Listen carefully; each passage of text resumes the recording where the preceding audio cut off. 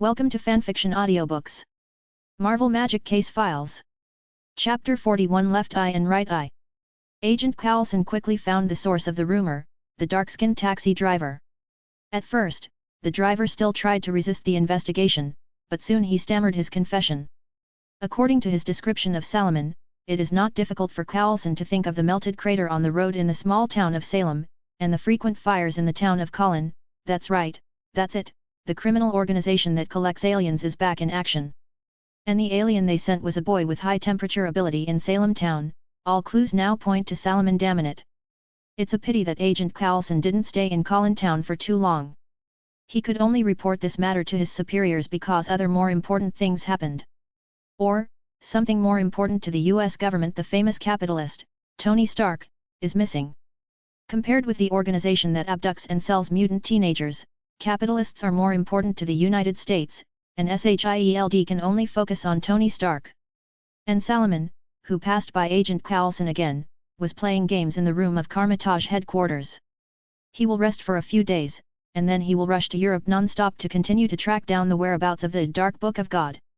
But His Holiness said that she has an acquaintance in Europe who can help, the same person that His Holiness has given some of Carmitage's work in Europe to fight against extra-dimensional creatures. But that person was not known to most of Carmitage because His Holiness deliberately wiped them from the planetary defense system. His Holiness did this entirely because of the particularity of that person. That person is a demon wizard in the standard sense, with the power to control demons, and specializes in hunting angels and feeding demons. If some stubborn mystics of Carmitage knew about this, they would probably shout and kill that man. But in the eyes of His Holiness, both angels and demons are extra-dimensional creatures, and no matter who dies among these invaders, Carmitage will be sure to make a profit. But aren't angels messengers of God? Does heaven still want to get involved on earth? Salomon couldn't help doubting his own origin, because according to His Holiness, the vision when he was born was exactly the same as the coming of the sun. Could it be that his appearance here was also created by heaven?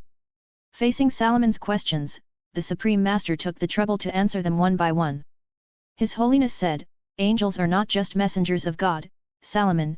They are just creatures of the plane of positive energy, not messengers of any god. After they are born, they will look for the powerful existence of the positive energy plane to serve, that is, the so-called gods, including God. The angels described in the Bible are only positive energy plane creatures serving God, but heaven has an agreement with me. As long as I exist, heaven cannot enter the earth. And those angels who invaded the earth, they served another god. As for why the angels belonging to God would not invade the earth, the reason why the angels of this God would do so.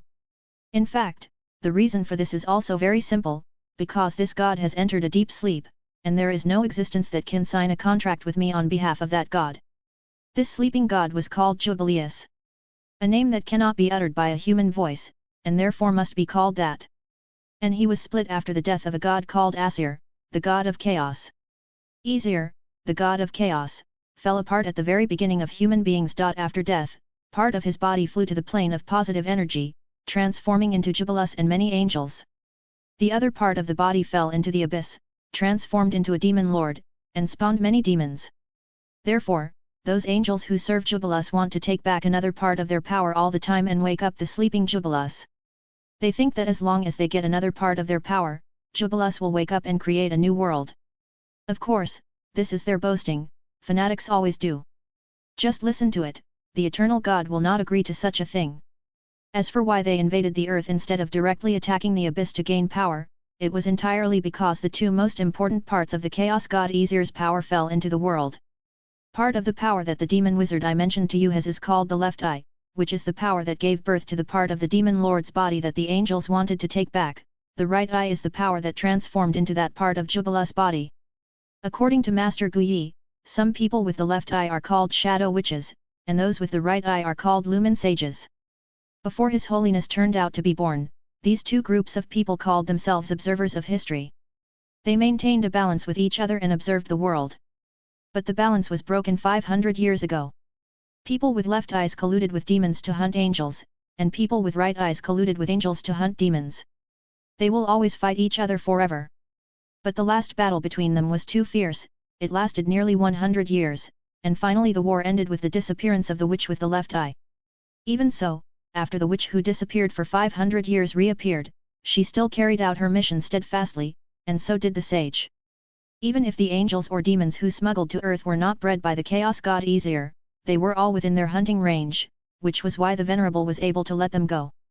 In His Holiness' description, the organization that serves the god named Jubilus in the world is called the Ragnar Order, and its headquarters is located in a city called Vigrid on the border of Europe.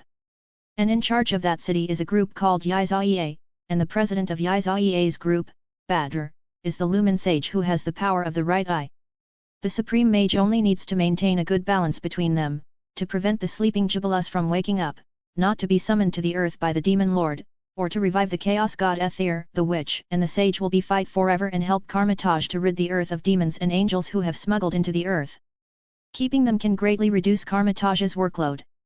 But now, the power of Lumen Sage is getting stronger. In order to balance and weaken the strength of the other part, the Venerable specially supported the witch with the left eye and provided her with information about the location of the angel. But what if the situation is out of control? Salomon asked curiously. The Venerable pointed to the eye of Agamotto placed on the table. Try again if you fail once. There will always be a time when you can succeed.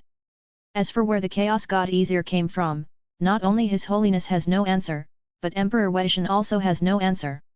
Demons danced wildly on the earth in ancient times, and the only classics were vague, and the books of the Ragnar Order were even less credible, because they were full of irrational praises and praises.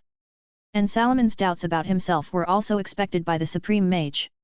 You are a human being, a genuine human being. His Holiness thought so firmly, it doesn't matter where you come from. As for the stigmata, I suspect that it is the legendary Book of Angel Raziel that records 1,500 items of profound knowledge in the sky and the earth. The other magic you have learned should come from this. His Holiness is of course not referring to the translated Book of Enoch in the Karmataj library, but the complete original Book of Angel Raziel in the magic way. As for the Kabbalah tree of life that Salomon dreamed of when he was in a coma, it is very likely that it is part of the Book of Angel Raziel, but the specific secrets need to be explored by Salomon himself. After a few days of rest, Salomon was about to set off again, heading to Europe to find the witch Bunita. End of this chapter. Chapter 42 Hell's Gate Bar. After Salomon spent nearly a week repeatedly clearing the Assassin's Creed shortly after it was released, he set off again. But he must first visit a person, or something that is not a person, where he may be able to find the witch Bunita. To this end, Salomon must wear the symbol of Karmataj, so as not to be regarded as an uninvited guest. I have followed the rules of the Supreme Mage. The big black man behind the bar wiped his wine glass without raising his head, but his dissatisfaction had already shown on his face, and the black tattoos were all over his face. The top of the hair makes him look even more fierce. He put down his glass and said, I didn't summon demons, nor did I summon angels, and I killed a few of them, isn't that okay? Wait, why are you a child? This is the gates of hell, and the owner is the big black man standing behind the bar. On the surface, this big black man is at best a little bit fiercer, but in fact he used to be an angel, but now he has degenerated into a lower plane creature. Salomon was not surprised when the Supreme Mage mentioned this, because it is not uncommon for creatures from the upper planes to fall to the lower planes, but usually, fallen angels will directly transform into Irenaeus, but they said that the fallen angel was named Rodan and he was a male. This surprised Salomon, because angels with a certain gender are often high-ranking angels, and there is only one fallen high-ranking angel in Salomon's impression, and that is Toril, the daughter of destruction. Although I don't know what hell is like in this world, as long as a high-ranking angel falls, it will definitely be an extremely terrifying big devil. But from the current point of view, Salomon's estimation was wrong. This fallen angel did not become a devil, but transformed into a devil. This fallen angel is an excellent craftsman, but because he can't live in the upper plane or the lower plane, he can only come to live in the human world. And after he agreed to abide by the rules set by His Holiness and promised not to participate in any earth affairs, His Holiness allowed him to live on earth. Today, the fallen angel is already Karmataj's equipment supplier, and many of the commonly used equipment comes from him, including the photo boots worn by Salomon. Hell bars often appear in the slums, selling alcohol and food. Salomon successfully found this bar based on the clues provided by the Supreme Mage. When he stepped in, perhaps because the magic power on his body touched the identification mechanism of the bar, the interior decoration of this bar instantly changed from an inconspicuous dilapidated small bar on the street to an alien world covered with dark purple wallpaper. All the guests who were eating and drinking here disappeared. Unintentionally, Salomon stepped into the demi-plane of the fallen angel. What are you here for? We don't sell alcohol to minors here. Milk? Or lukewarm water? Rodan pretended to ask, then squeezed the cigar in his mouth to sparks, and put a glass of warm milk in the bar. I think you can still reach the bar. Tell me, what does the Supreme Sorcerer want from me? Her Majesty didn't ask you for something, but I have something to do. Salomon sat on the chair in front of the bar with his feet dangling in the air, which made him a little uncomfortable, but it was bearable. He picked up the hot milk. I took a sip, sweet. After Salomon drank the milk in one gulp, he burped full of milk. He said, His Holiness asked me to find something, and told me that there is someone who can help, and that person is often in haunt here. Looking for something? What you need is information. Rodan served a cup of hot milk again, and he lowered his head again, continuing to wipe the glass. Enzo, someone is looking for you. Hey! A fat man in a light-colored windbreaker, black wide-brimmed hat and sunglasses uttered a voice from behind the sofa, looking for me. Put out your cigarettes, there are minors here. Rodan didn't look up. This mystic from Karmitage is looking for something. Who knows why the Supreme Mage asked a child to come out to perform a mission? But the person I'm looking for is Bayonetta. Salomon refused the cup of hot milk. He couldn't drink it anymore. Rodan raised his head abruptly and looked at Salomon carefully. When his eyes shifted to Salomon's hands, he suddenly realized, it's actually you. You know me? But this is the first time we met. Salomon was a little puzzled. People who are related to magic all over the world will remember the scene of your birth, child. You are much more famous than you imagined. Rodan brought another glass of iced cola.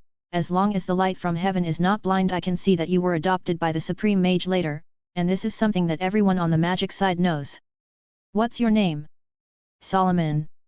As expected, I know your name when I see your stigmata. Rodan nodded, perhaps because of Salomon's age, his tone was unprecedentedly gentle, but I don't think it's you who counterattacked now. Heaven, when you take your mother's soul. Bayonetta can't help you break into heaven, you have to rely on yourself. I haven't met my mother. Salomon said blankly, but if I had the chance, I would definitely do it, but not now, I'm not that stupid yet. I'm coming to Bayonetta, it's for something else. What's the matter? Enzo came closer, and he had already put out his cigar. When it comes to finding things, Bayonetta can't compare to me, she can only fight and kill. Salomon glanced at Enzo, then at Rodan.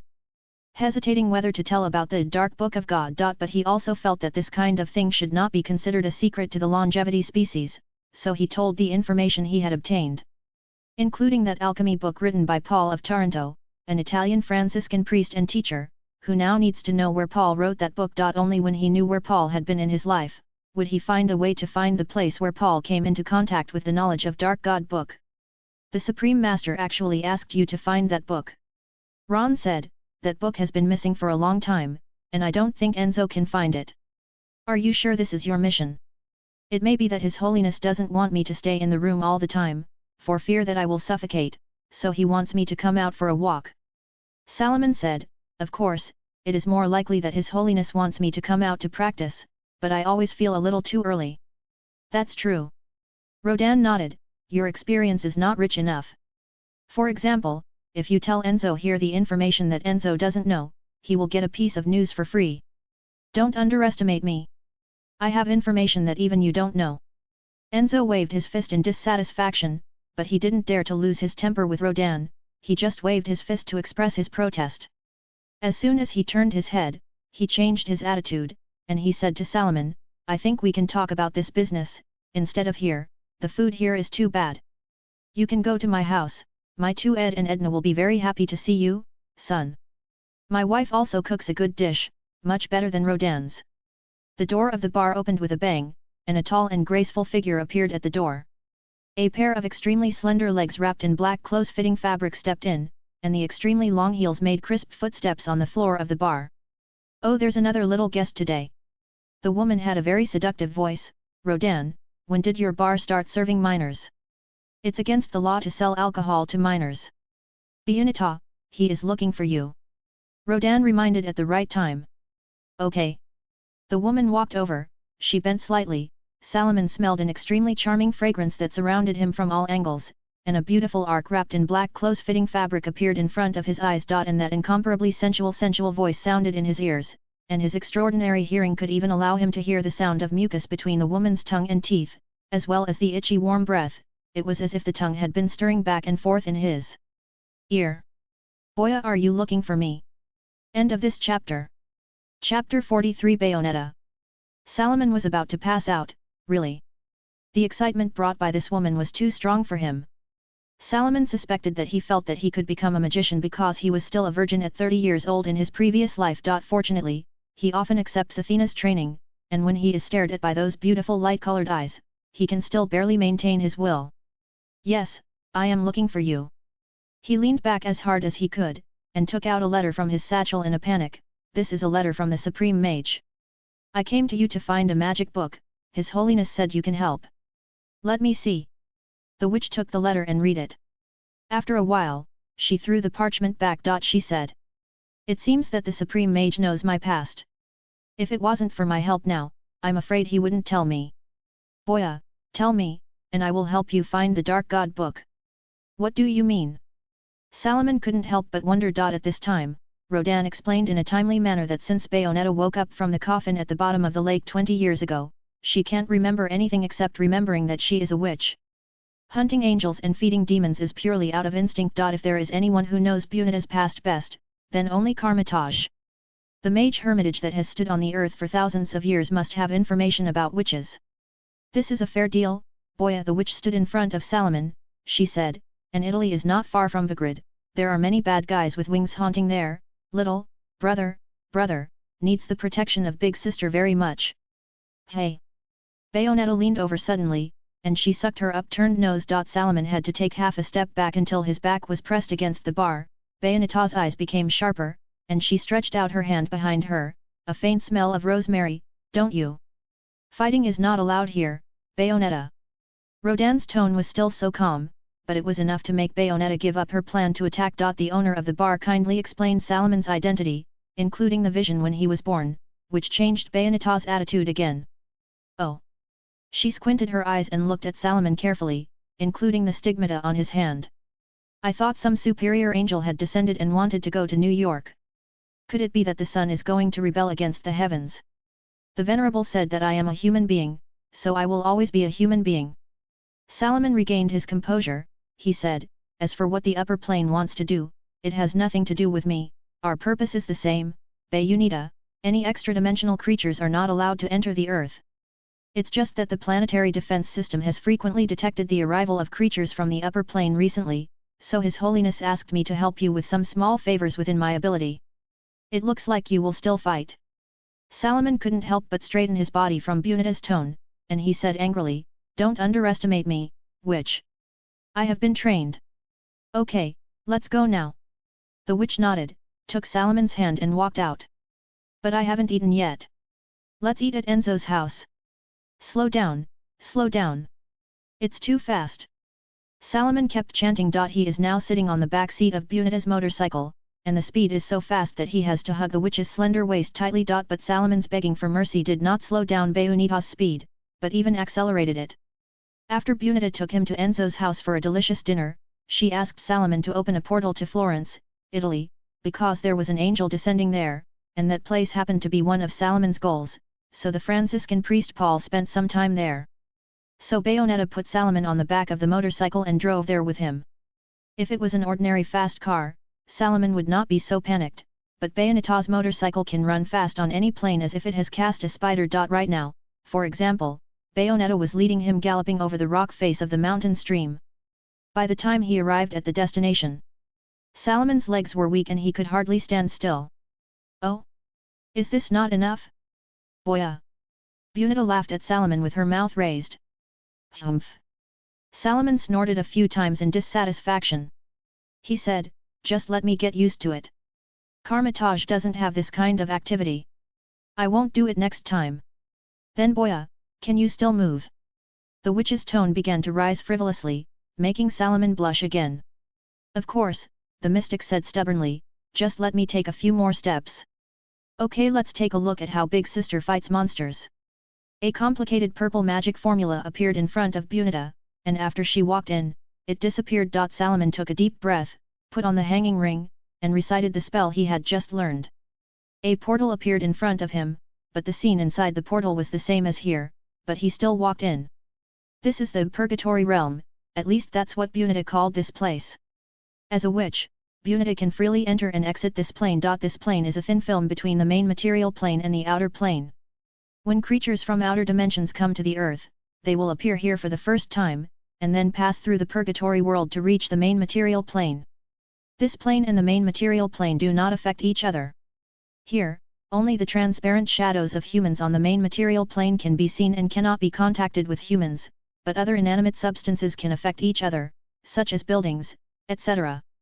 As with the material plane, objects that destroy Inferno also cause damage on the material plane. Salomon thinks that this may be a unique plane of this world, because it does not match the knowledge of planes he has learned. When Salomon walked in, a golden spear pierced the air and flew towards him. The mystic sideways unhurriedly, dodging the attack. What appeared in front of his eyes was a snow-white creature with a bird's head, and a red mask with golden lace on the head.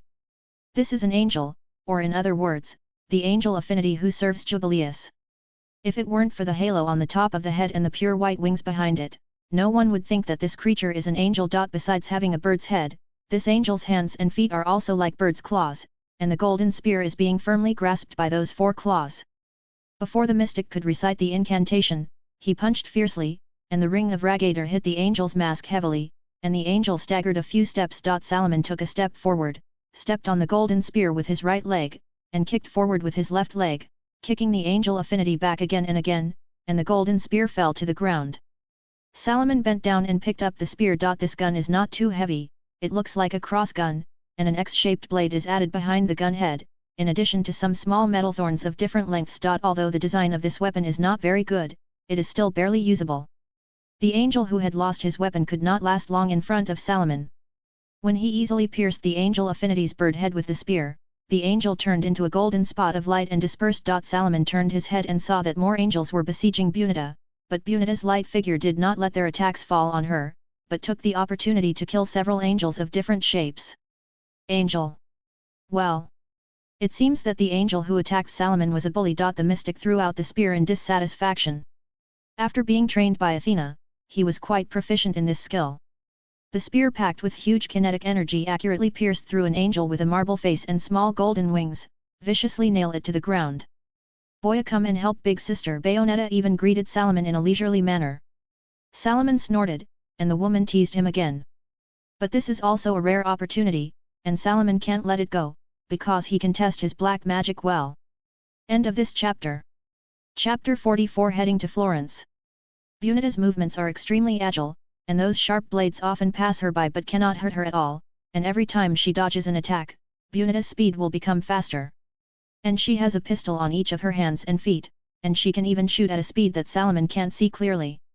The deafening gunshot often only rang once, but it can hit multiple enemies. With a teammate in front who can hold back the enemy, Salomon can cast spells with peace of mind.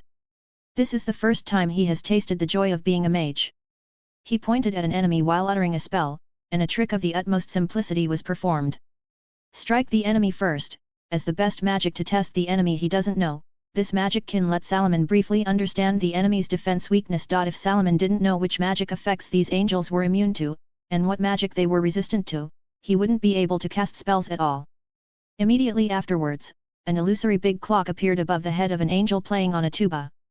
The mournful bell sounded, and negative energy squeezed towards it like a sound wave. The angel blew a note again, and the positive energy and negative energy that flew out collided and cancelled each other out, leaving only an aftermath of energy. But immediately after it, a mass of flames hit its face solidly, scorching a piece of its visor yellow. Salomon's attack caught the attention of the angels. Although they couldn't attack Bunita, Salomon not far away looked easy to bully, and it was a good thing to shift the target. But before they could fly to Salomon, a disgusting-looking green energy rushed from the mystic's hand to a birdman holding a golden gun.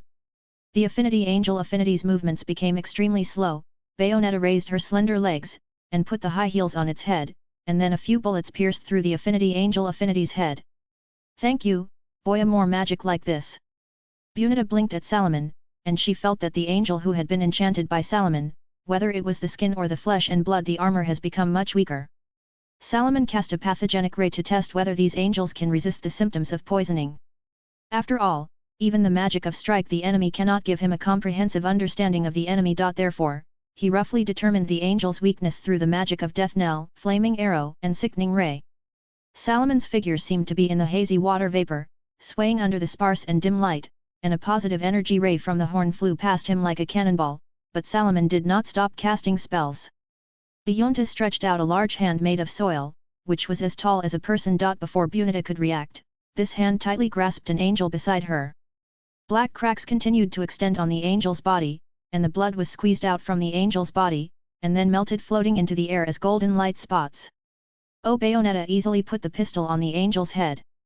After she fired a few shots, the big hand made of soil grabbed another angel. Now, the witch is sure that this is the magic cast by Salomon, and this magic has really helped her a lot, being able to grab the angel out of her blind spot so that she can attack. Seeing that the angels gradually surrounded Bunita in the middle, and there were even a few angels holding horns above the witch, Salomon immediately deconstructed Maximilian's grasp of the earth and replaced the magic. "Come to me, Bunita." Salomon didn't stop casting spells, and as soon as he finished speaking, the witch immediately appeared beside him. Suddenly, a large thick and sticky spider web fell from the sky, covering all the angels, and they were all glued to the ground. Now is the time to cast targeted spells. The mystic tore open the scroll, and a fireball a little shorter than Salomon appeared in front of him. The fireball rolled towards the angels in a straight line, and the flammable spider web was ignited, and the flames spread across the entire spider web in an instant. The angels were all caught in the high-temperature roasting. Under Salomon's control, the fireball circled and ran over all the angels on the path one by one. "Little guy, your performance is pretty good."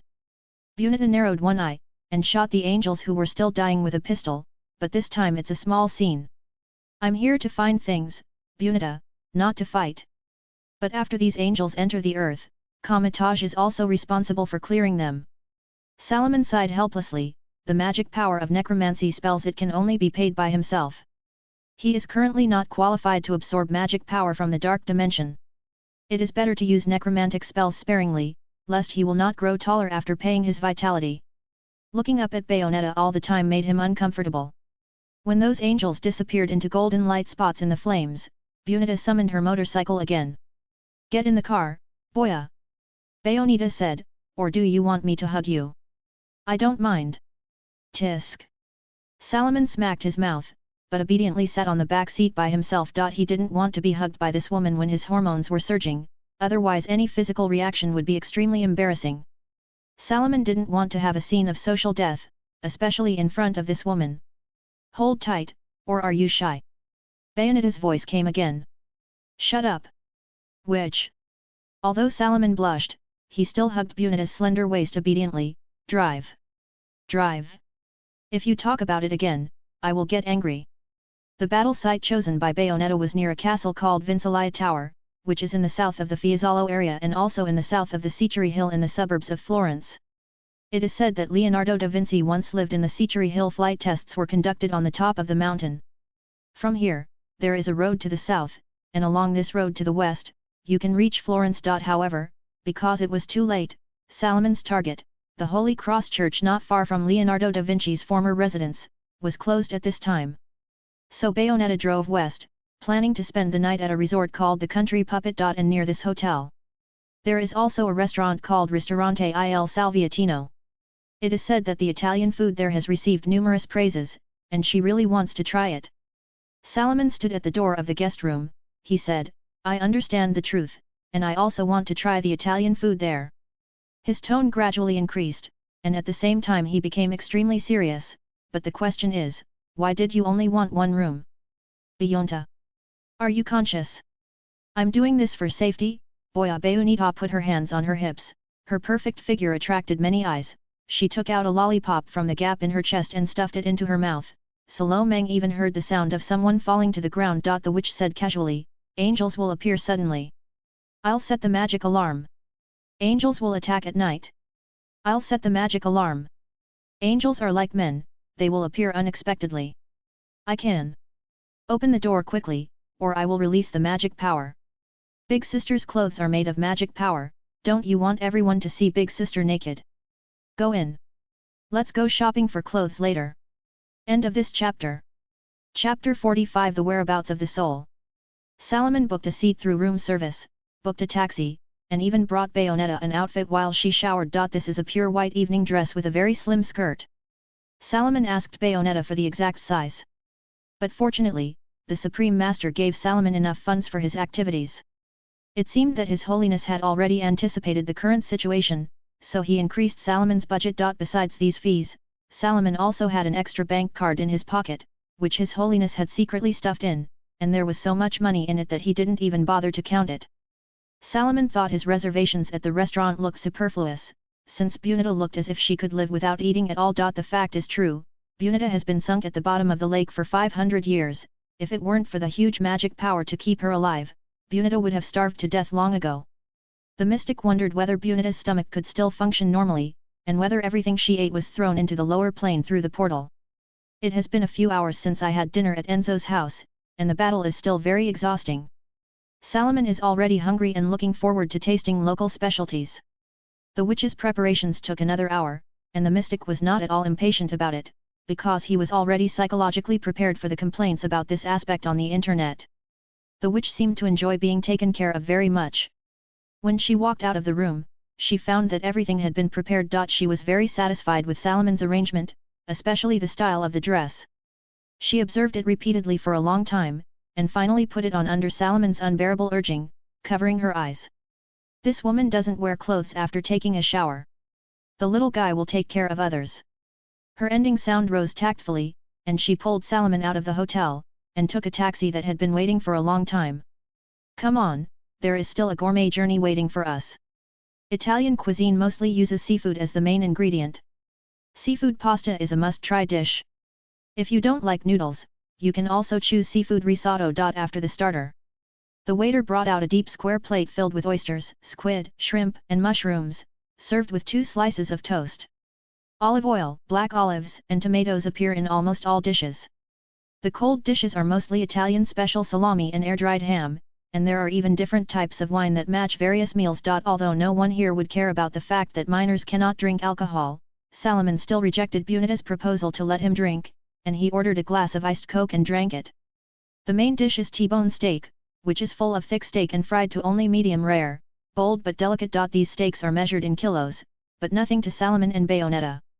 Italians are very particular about dinner, and this restaurant is always packed in the evening. But in order to allow guests to have a private dining environment, this restaurant does not choose to turn on the lights, but puts a lamp on the table. The diners are still surrounded by darkness and can only see the face of the person opposite. Therefore, Bayonetta's appearance did not attract much attention, which also gave the witch and Salomon an environment where they could talk, and some words would be easier to say at the dinner table. Boya, when are you going to tell me what I should know? Bayonetta was digging into her dessert, a crunchy brioche, with a tiny silver spoon.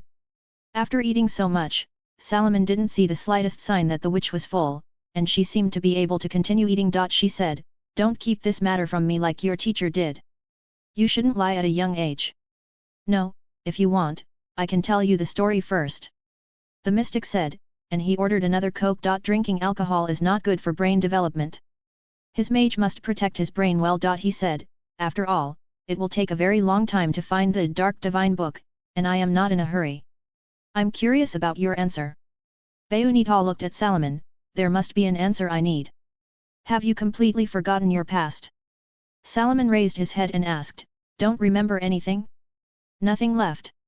I just remember being a witch," Bayonetta said, "and hunting angels and summoning demons are all instinctive, as if I was born with those magics."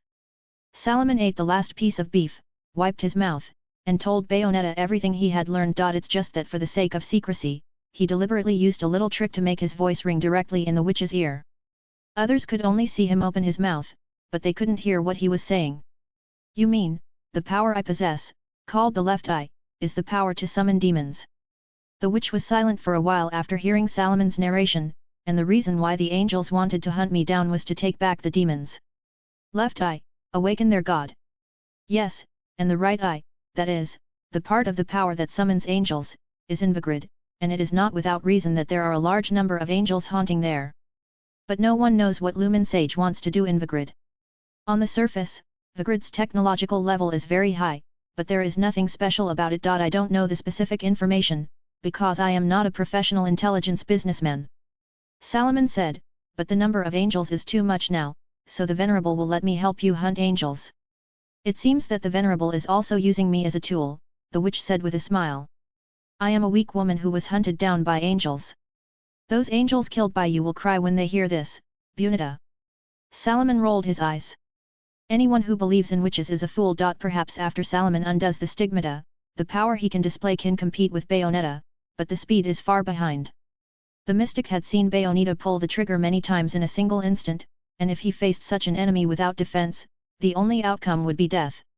He said, and His Holiness has sent me here, maybe I can't help much, but it also shows that Karmataj is standing behind you. Tisk, boya, you are such a bad boy. Bunita turned sideways, raised her slender legs, and said, I'm afraid it would be best for the big sister to die with the angel at the end, isn't it? The witch's words tore off the mask of warmth, but no one sitting at this table would care about such things. Beyonta, you have to know that the Venerable has made a rule that neither the upper plane nor the lower plane creatures can step into the earth. Humans don't need these. Now the earth still has the ability to summon these creatures on a large scale. Yes, only the witch and the sage. This left eye and right eye power will do more harm than good to the earth. Salomon sighed, and he continued, and, do you think you don't have to pay for summoning demons? I'm afraid your soul has already gone. I guess it belongs to the demon lord born from the part of the chaos god Athel's body that fell into the abyss. It is very likely that the witch family can summon demons only after signing a contract with that demon lord. But everything has a price. When you die, it is time for your soul to be dragged into the abyss. Oh, I'm so scared, Bayonetta said with her arms in her arms. Is there anything you can do about it, little guy? End of this chapter. Chapter 46 talking about chapters and preliminary cooperation. I don't know the history of your witch clan. Salomon shook his head lightly, but the contracts are not all established through paper and signatures, they may also be established through poetry, dance, sacrifice, and through various seemingly the contract is signed with the devil through a ceremony that has nothing to do with the contract. I don't know the contract method of the witch clan, so I can't jump to conclusions. But after the contract, there must have been some changes in your body. The most intuitive thing is your shadow. Your shadow is no longer yours, but the devil's. Oh, it looks like a butterfly. The witch approached Salomon. Boya, you are such a hard-hearted guy. It's not good to be so rigid at such a young age. The responsibility of protecting the world has not yet fallen on you. Big sister, I am hunting angels to protect humans. Oh, those guys are not good things, can't you think of a way? Then you can only live as long as possible, Bunita. The mystic said, as long as you don't die on the battlefield, the powerful magic power is enough for you to live for many years. I don't think even time have the heart to ruin your looks, ma'am, at least you can still maintain beauty when humans emigrate to outer space. Your mouth is so sweet, little one. Bunita wasn't worried about where her soul was going. That wasn't something she was thinking about right now. Right now, she just wants to solve the mysteries surrounding her.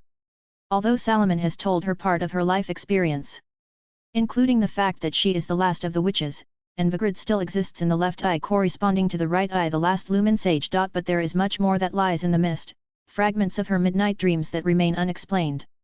There was also the lipstick with the spell on it, which was the thing that lay in the coffin with her. She still doesn't know what it's useful for, but Bayonetta still subconsciously feels that this thing is very important and always carries it with her. But she already had a target, and that was Vigrid. In the legend, the family of witches corresponds to the family of sages. If Salomon is right, the sage with the right eye must know something, but she has no idea about Yi, who is in charge of Vigrid. The Xavier Group and its president, Badr, know nothing about it. This person has never appeared in any newspapers or videos. So she needed a helper, someone who could help her scout Vigrid. What an interesting, what a coincidence, that she has a son now before her, and a rebellious son at that. When Bayonetta saw the stigmata on Salomon's hands, she had already anticipated his potential, because he was destined to perform miracles on earth. Bunita put one hand on the table and rested her chin on the other hand. She said in a gentle tone, Big sister is a good person who is willing to help you get to heaven. Don't you want to help big sister? Using the future tense, Bayonetta, the ordinary present tense is not suitable for me. I don't want to be associated with heaven now, that's for the future, it's too early for me to tell now. Salomon shook his head and said, moreover, without understanding the terms of the contract cannot be violated, even the Lord of Hell cannot violate the contract. As for the devil, I would rather deal with the devil, who knows if the devil has the reason to abide by the contract. A slender hand with sharp red nails stretched out from the darkness. This hand with a slightly bluish complexion that obviously did not belong to humans slapped the table heavily. The silver knife and fork jumped up reflecting the candle light. Salomon almost jumped up from his chair too. Immediately afterwards, the non-human hand disappeared into the shadows in an instant. The sound of slapping on the table is particularly noticeable in this environment full of whispers and faint candle light. It's okay, nothing happened here. Salomon quickly got up, and quietly cast a spell to divert the attention of the people around him from here. When he sat back on the chair, he saw Bayonetta sitting there with a glass of wine in her hand, with a half-smile. Salomon looked around, lowered his voice and asked Bayonetta, "That's you?" "No," Bayonetta said with a smile, "you messed with the wrong demon, boya. Not all demons are chaotic lunatics, at least, the demon lord who signed the contract with me doesn't like it to be said about her." Salomon coughed twice. "It seems that I can't speak ill of the devil in front of you. But I think ma'am won't mind if you say bad things about the devil. It would be even better if you can compliment her beauty." Bayonetta blinked. "It's another thing that bothers big sister, you don't want to hear it." "Of course, no." Salomon said, "It's all about your life experience, isn't it? I guess you will go to Vigrid to find the answer, but my current ability is not enough to support me in those gathering. I need to learn. I need to train, my magic is not instinct, Bayonetta, I need to construct sophisticated spells to cast magic." "It's a pity." The witch seemed not surprised by Salomon's rejection. She said, "But you haven't thought about why the Supreme Master asked you to act with me? I don't think I can help you find a copy of Who I Don't Know Where the book is. It's nothing more than actual combat and travel. Although the Dark God book is also very important, I still have time to find it." The mystic shrugged. "It's a little too much, even if I can run out, I will definitely be seriously injured. Shouldn't the novice village be full of errand tasks? I am very good at finding cats and dogs. Don't think about letting me release all the stigmata, in this case, my brain may be roasted before killing the enemy. You are not a child who needs milk. It would be ridiculous for someone who can kill an angel to say that he is weak." Suddenly, the witch changed the topic to an irrelevant direction, and she said, "It is said that the Supreme Mage can see future. It can be said that there is nothing more to say." Salomon pushed the dessert that the waiter brought back to Bayonetta. "There are so many desserts here that he doesn't mind trying them all. After all, magic power is life force, and the main way to obtain life force is to eat. He has already paid for the magic power of several necromancy spells. In order to grow taller, Salomon chose to eat more, which is definitely not a reason to be greedy. Is it possible to think that everything that happened on Earth was within the expectations of the Supreme Mage? That's understandable. So, the Supreme Master has seen our conversation in the past, but His Holiness still asked you to come to me. Does this mean that the Supreme Master agrees to your cooperation with me?" Salomon replied with difficulty, "It can be said that." "Deal." Bayonetta stretched out a hand, "Of course, I won't let you directly face a large group of angels, I just want to let you collect something while I'm fighting. You help me. I help you, help each other, and more." "Hey!" Salomon looked at Bayonetta's light eyes and sighed helplessly, "Deal." He took that hand. After dinner, Salomon did not stay in the hotel overnight. He opened a portal to return to Karmatage, leaving Bayonetta here. Tomorrow morning, he will teleport directly to the hotel where Bayonetta is, because he really dare not stay here. This is an uncontrollable physiological reaction. Although it is not his will, Salomon still feels a little embarrassed. End of this chapter. Chapter 47 The Secret in the Church of the Holy Cross. The design and construction of Santa Croce began in 1294, and it was not completed until 1443. Today's Santa Croce was completed in 1863. This Tuscan Gothic church has always been the largest square in Florence. Church, there are some monuments and tombs of heavyweight celebrities in the church, such as Dante, Michelangelo, Galileo, Machiavelli, Rossini, and so on. When Bayonetta brought Salomon here on a motorcycle in the early morning, a small number of tourists had already arrived at the fountain square in front of the church. There is a statue of Dante on the left side of the gate, with deep frown and deep-set eyes, as if dissatisfied with the tourists who disturb its tranquility. A sudden and profound chime from the bell on the right side of the church draws the waiting tourists to look up. Tickets cost €8 and come with an exquisite booklet that Salomon got from a tourist. The front of the church was not open, but Salomon still opened the door with magic, and sneaked in while no one was looking. Bayonetta and Salomon walked into the church through the Gothic porch covered with white marble and the heavy oak door. They didn't look up, carefully watching the delicate statues on the forehead and the Star of David on the top. That would just be a waste of time for them. When they stepped into the chapel, the sun shines through the colorful windows of the church and casts a large amount of mottled colors, but this church is not gorgeous, and its structure is relatively simple, poor, and lacking in decoration, which are the characteristics of the Franciscans. The only stained window that can be called gorgeous and colorful is a work from the end of the 14th century, but Bayonetta is not interested in these precious works of art. She looked around casually. She said, "Little guy, how do you convince the administrator here to let you look at those documents? Or do you want to secretly read them? But I think you may not have that much time. It just needs a little trick to control people's hearts." Salomon said, "But we don't know where the documents are stored, and the tourist brochures don't indicate where the documents are kept. But I think it can't be the sacristy. If it were, would be too bad." Salomon followed the guidelines in the tourist brochure and led Bayonetta through the central aisle and the cloister separated by rows of octagonal columns, bypassing the 16 chapels lined up on both sides of the church. Those small churches belonged to famous families in Florence, including the Medici family, and there are many frescoes left by famous artists in these small churches. But Salomon and Bayonetta didn't come for sightseeing. They went straight to the monastery where tourists were not allowed to enter. When Salomon met the first monk, he used the spell Charm Human. This made him and the monk immediately become friends who talked about everything. Along the way, the two began to discuss the frescoes of the Renaissance.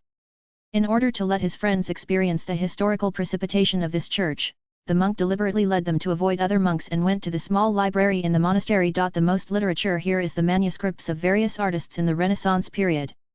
He believes that as long as he reads these precious manuscripts, it will definitely benefit his dearest friends. Of course, it refers to the aspect of artistic accomplishment. See. Salomon spread his hands. What a friendly man. I think even the devil in hell will be moved by his sincerity. So, Bayonetta, why are you still knocking me out? What about him? I don't like monks. The witch turned her head and replied. After the monk led them to the library, Bayonetta struck the monk on the back of the head with the handle of the gun neatly, and the lovely monk also fainted on the ground without saying a word. I hope he won't have too much headache when he wakes up. The mystic grabbed the monk's leg and dragged the completely unconscious monk to the back of the bookshelf. Tempted him, I hope. Forget it, whatever, I still like him a lot. Where did you get such artistic accomplishment? The witch looked at Salomon busy up and down, rummaging in front of the bookshelf. I think learning magic can take up most of your time. Where did you learn it? Of those things. Makeup lessons, Bayonetta. The mystic did not look back, he was carefully taking those precious manuscripts with his mage's hand. Not only do I have art appreciation courses, painting and sculpture are also compulsory courses for me, let alone there are science courses. The Renaissance was an important period for human beings to escape from religious ignorance, and this period occupies a large part of my curriculum. Among the manuscripts collected by the Church of the Holy Cross, there are not only the notes of many artists in the Renaissance, but also the alchemy research led by the Church. The Franciscan Church has always been a pioneer in alchemy, and Franciscan monk Roger Bacon was one of them. He also wrote 3 books on alchemy at the invitation of Pope Clement IV at the time. These writings contain strong arguments for the improvement of knowledge and the strengthening of the power of the Christian state through the study of languages, mathematics, natural philosophy, and alchemy. Brother Bacon believes that human alchemy is not weaker than nature, but stronger. If it is done properly, all laboratory products are like this, and human beings can copy nature better than natural things. This idea has continued to the present and has become the basis of modern chemistry. Salomon was a little surprised that the church even housed manuscripts of spiritual Franciscan monks. Because these spiritual priests fell into the fanaticism of apocalypse, they liked to prophesy and believed that the Antichrist would appear soon, the church ordered the arrest of these monks, including Jean de Rocatati. He was arrested in 1344 and spent the rest of his life in Indiana prison, but was visited by many people, including prelates. Roqueteillard wrote many works including the Book of Light during his imprisonment. In his book on the making of the true philosopher's stone, he first proposed the concept of mass balance, that is, the weight of the reaction product must exactly equal to the weight of the starting material. Salomon guessed that the Franciscans at that time did not give up spiritualism. They believed that the church needed knowledge to deal with the attacks of antichrists, so this part of the manuscript was collected in the library. Holy shit! Salomon couldn't help exclaiming as he flipped through the manuscript. What's the matter, little guy? The witch, who was bored and put her long legs on the table, rushed over, but Salomon didn't react to the witch's suddenness, and his attention was all attracted by the manuscript in front of him. There is a hand-painted pattern on this yellowed parchment, which is a circle that looks like a shield with an eagle spreading its wings. Salomon looked back, the owner of this manuscript. Leonardo da Vinci. Eat. End of this chapter. Chapter 48 The Brotherhood of Aegis and Alchemy. What's this? Bayonetta asked, pointing to the sign. Holy Shield Brotherhood. Salomon took a deep breath. He knew that there were some strange things in this world, but he didn't expect that the Brotherhood of the Holy Shield actually existed. This organization originated more than 2000 BC. When alien creatures invaded the Earth, the pyramid designer Imhotep stepped forward and led an army to wipe out the alien creatures, known as the Holy Shield No. 1. Karmitage was established by the second Supreme Mage, Ancient One. And the history of this organization is even longer than Karmitage. Many famous figures in history are members of this organization: Newton, Da Vinci, Galileo Galilei, Tesla, Zhang Heng, even Howard Stark. The mystery of how the Franciscans had so many alchemical anthologies was also revealed. The famous alchemist Abu Musa Jabir ibn Hayyan was one of the members of the Brotherhood of the Holy Shield, Latin alchemy. It has been greatly influenced by the alchemy of the Middle East. Paul's manuscript must have been preserved here. And if there is a manuscript of Leonardo da Vinci, it is not so surprising that there is also a manuscript of Abu Musa Jabir ibn Hayyan. Also, Franciscan monk Rogier Bacon's concerns about the Antichrist may not be unreasonable, and such concerns are likely derived from the documents of the Brotherhood of the Holy Shield. There are quite a few pages in the Gospels that describe the imminent tribulation and persecution that Jesus predicted to his disciples, and said that after this happened, he would return to this world as the favored Son of Man. What exactly is the Antichrist? What exactly is the impending disaster, the coming of the Son? Salomon looked at the stigmata on his hand, thinking of his own birth. He didn't dare to think about it anymore. He's still full of questions, and he's sure His Holiness knows something, but whatever it is, he needs to be prepared. He stood up, put the hanging ring on his left hand, and drew a circle with his right hand. A circular portal with sparks flickering on the edge opened. Opposite the portal was the Karmitage training ground. He needs a lot of documents, and the mystery of history is unfolding in front of him. Although what Salomon needs, the clues about the Dark God book must be here, but these have become trivial details. Salomon must know how many messy things in this world are waiting for him to face. Hey, brothers! Salomon leaned his head over, and he said, "Can you help me bring some boxes? There are a lot of documents here, and I can't do it by myself. Oh, help me bring some chloroform, our lovely the Grey Monk is probably about to wake up. So, we've turned into robbery now." Bunita watched with interest as Karmitage's apprentices came and went through the portal. These apprentices are very grateful to Salomon for helping them secretly improve their food, so everyone is willing to do such a small favor of moving things. At most it's theft. And there's no camera here. Salomon patted the witch's arm and said, "Relax, I think there's what I need here." "Good afternoon, Brother Modu, I'm here 5 hours later than yours, just in time for lunch. What are you doing?" Modu's eyes widened, and he looked at Bunita who was standing beside Salomon. "Where did you find these things? What did His Holiness ask you to do?" "She is who?" "Holy Cross Church." Salomon shook his head desperately. "I just went to hunt some extra-dimensional creatures. No, I promise, I have absolutely no exposure magic. This is my partner and an acquaintance of His Holiness. Killing angels is a good player. Brother Modu, I just want to find the documents I need, but there are a lot of documents, and I want to move them back and read them slowly. Can you arrange for them to move the documents to my room? Then create a mirror dimension and put it in it, thank you." Bayonetta pushed her glasses impatiently with her pistol, and her high heels rattled on the ground. Salomon quickly stretched out his hand and waved it. All the manuscripts in the library that had not been removed floated up. He drilled into the portal by himself, even with the help of Karmitage's apprentices. He moved all the manuscripts away. It also took at least 20 minutes. Salomon said to the other side of the portal, "Brother Modu, I'm still very busy here. Remember. Be sure to move to my room." Good job, brother. Salomon patted the thick arm of the last mystic apprentice who got into the portal. I invite you to eat lobster tonight. Thanks to magic, the library of the Church of the Holy Cross was looted in a short period of time. There were only empty bookshelves in front of Salomon and Bayonetta, and the Franciscan monks still lying on the ground. Oh, there is also a towel covered in chloroform. I don't know who brought it, poor monk, I'm afraid he will be unconscious for a long time. Finished. The witch raised her voice slightly. It's done. Salomon said, I need to read the book after that. Then let's go. Bayonetta said, there are many angels waiting for us to hunt.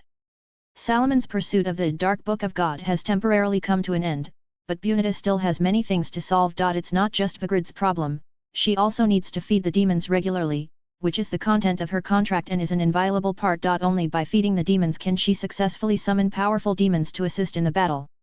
This is enough for her to be busy for a while, but fortunately there are enough angels. Bang! Bayonetta casually fired a shot at her feet. The bullet passed through the head of the angel who was stepped on by her high-heeled shoes.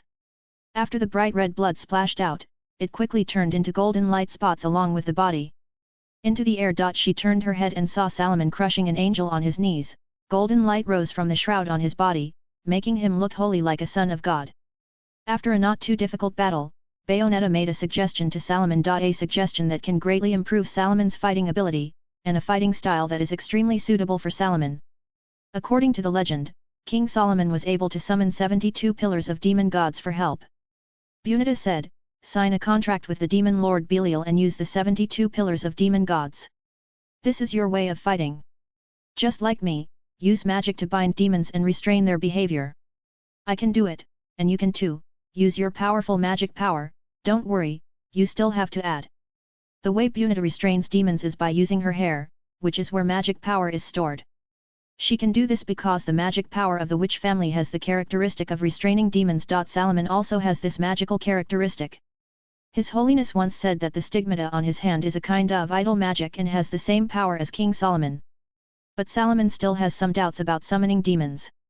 He believes in the magic in his hands more than summoning demons. But in the face of those angels, he was always outnumbered, and Bayonetta wasn't always there to help. I believe the Supreme Master must have seen this scene. The witch curled her lips, and your Karmatage's style is so rigid. Good boy, why don't you try it? It is impossible for me to sign a contract with the devil, Bayonetta, my soul can only belong to myself. It is absolutely impossible for Salomon to summon the devil by signing a contract. Again, the soul will belong to the demon lord. The same is true for Solomon. With lessons learned from the past, Salomon will naturally not step into the same trap again. He said, but besides this, there should be other ways to summon demons.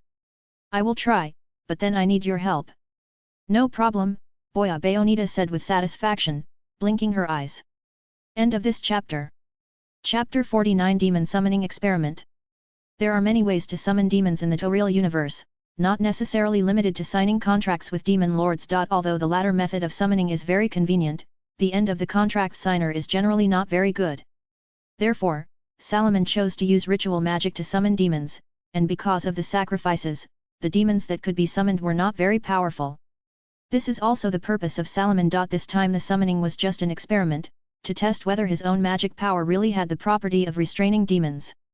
Even though His Holiness said that he had the power of King Solomon, magic couldn't just rely on guesswork, cautious experiments were essential. And this time Bayonetta is also by his side. If the summoned demon loses control this time, Salomon and Bayonetta can quickly control the scene. Blood is of great significance in occultism, and most religions believe that the soul remains in blood. The sacrifice for summoning demons is the blood of humanoids killed within 24 hours, because only in this way can the soul fragments remaining in the blood attract demons. As for the choice of sacrifice, it was not difficult. He spent a week enjoying an Italian-style travel in Florence and Bellonetta, during which time he found some creatures living in the gutter. That's right, they were werewolves, but there were not many of them, but they were enough as sacrifices. Salomon chose a full moon night to perform the ceremony on the top of Kikulai Mountain, which is high enough and quiet enough. Kikulai Mountain used to be a quarry in the past, and even now, not many people will live here. Looking down from the top of the hill, you can see the brightly lit city of Florence. It is not far from the city, at most 20 minutes by car. Here, the red roofs of Florence and the rough yellow walls that have not changed for hundreds of years are still the same. Clear and distinct. When the clear moonlight shone on the top of the mountain, Salomon cut the throats of the werewolves with a dagger. These werewolves were tightly bound by iron chains and could not move. Even their long snouts were entwined with dense chains. Otherwise they would have called Salomon a Venetian. The Florentines have always looked down on the Venetians, this is a tradition. They were all harvested from Salomon's travels, and the magic power of him and Bayonetta was no less than a delicacy for these creatures, so the mystic accepted these sacrifices that he ran to the door with peace of mind. And in order not to let them still have the strength to struggle during the ceremony, Salomon gave them a few free meter-high altitude bungee jumps, the kind without ropes. As for the filth that followed, Salomon didn't care too much, and he believed that the demons he summoned would not care either. The werewolf's blood flowed along the magic circle he carved on the ground with acacia oil. The blood not only filled the hexagram drawn by Salomon, but also filled the Enochian words in the magic circle. These are directional words, specifically which planes and levels of demons are summoned. Since Salomon is not familiar with the lower planes of this world, the abyss level he points to is provided by Bayonetta. After the blood filled the magic circle, Salomon threw the dead werewolf aside. He also drew 2 additional magic circles next to the summoning circle, which are the magic of Wedishandi's series. If the summoned demons are not obedient, he can use these 2 extra magic circles to restrain and attack the demons. He rolled up his sleeves to his elbows and glanced at the witch who was standing aside with great interest. "I'm starting, Bayonetta," said Salomon. "I'm getting impatient, Boya," said the witch. "Let's get started. Spurcum sanguinem off. Offer filthy blood." Salomon stretched his hands towards the magic circle, the stigmata on his fingers shimmered, "Anima lactaboris, suck the soul." The mystic chanted the incantation carefully. Immediately afterwards, the magic circle mixed with acacia oil and blood started to burn, and the air around him gradually became humid. He seemed to smell the choking smoke and sulfur smell, and humid air with a salty smell hits the face. Bunita is also a little more serious, with a gun in her hand, ready to attack the summoned demon at any time. The flames shot up into the sky, and a spider as tall as a person appeared in the magic circle. The spider's carapace was covered with scarlet embers.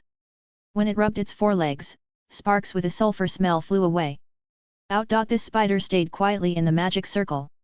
It wasn't a big demon, it was just a beast living in the abyss, and it didn't have much intelligence. Salomon expected the weakness of the summoned demon, because it was only a second-level summoning technique, but he was somewhat disappointed that only such a little demon could be summoned with the blood of the werewolf. As expected. Salomon glanced at Bunita, who had relaxed again, and raised his eyebrows, "But it's too weak. I think it's obedient because of my magic, not because of me." Magic. As soon as Salomon finished speaking, the magic circle burst into flames again, and another abyss spider came out, pushing the first one up. "Oh, 2, it's still acceptable."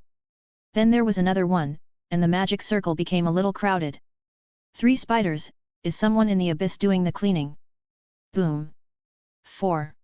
Do you need housekeeping service? Snapped. 5. You are all stacked together. Bunita, I need you to ask Madame Butterfly if she is doing house maintenance. Is this a spider from her house? This is a demon summoning ceremony, not garbage handling service. Don't come here again. Squeak. 6. Excuse me, are you a family? Squeak. 7. Stop, I'm going to send you back. Suddenly, a huge scythe emerged from the magic circle, piercing through the 7 stacked spiders from top to bottom. A creature with metal horns and a blue metallic luster from top to bottom stepped on it. The spider's corpse stood on top of the magic circle.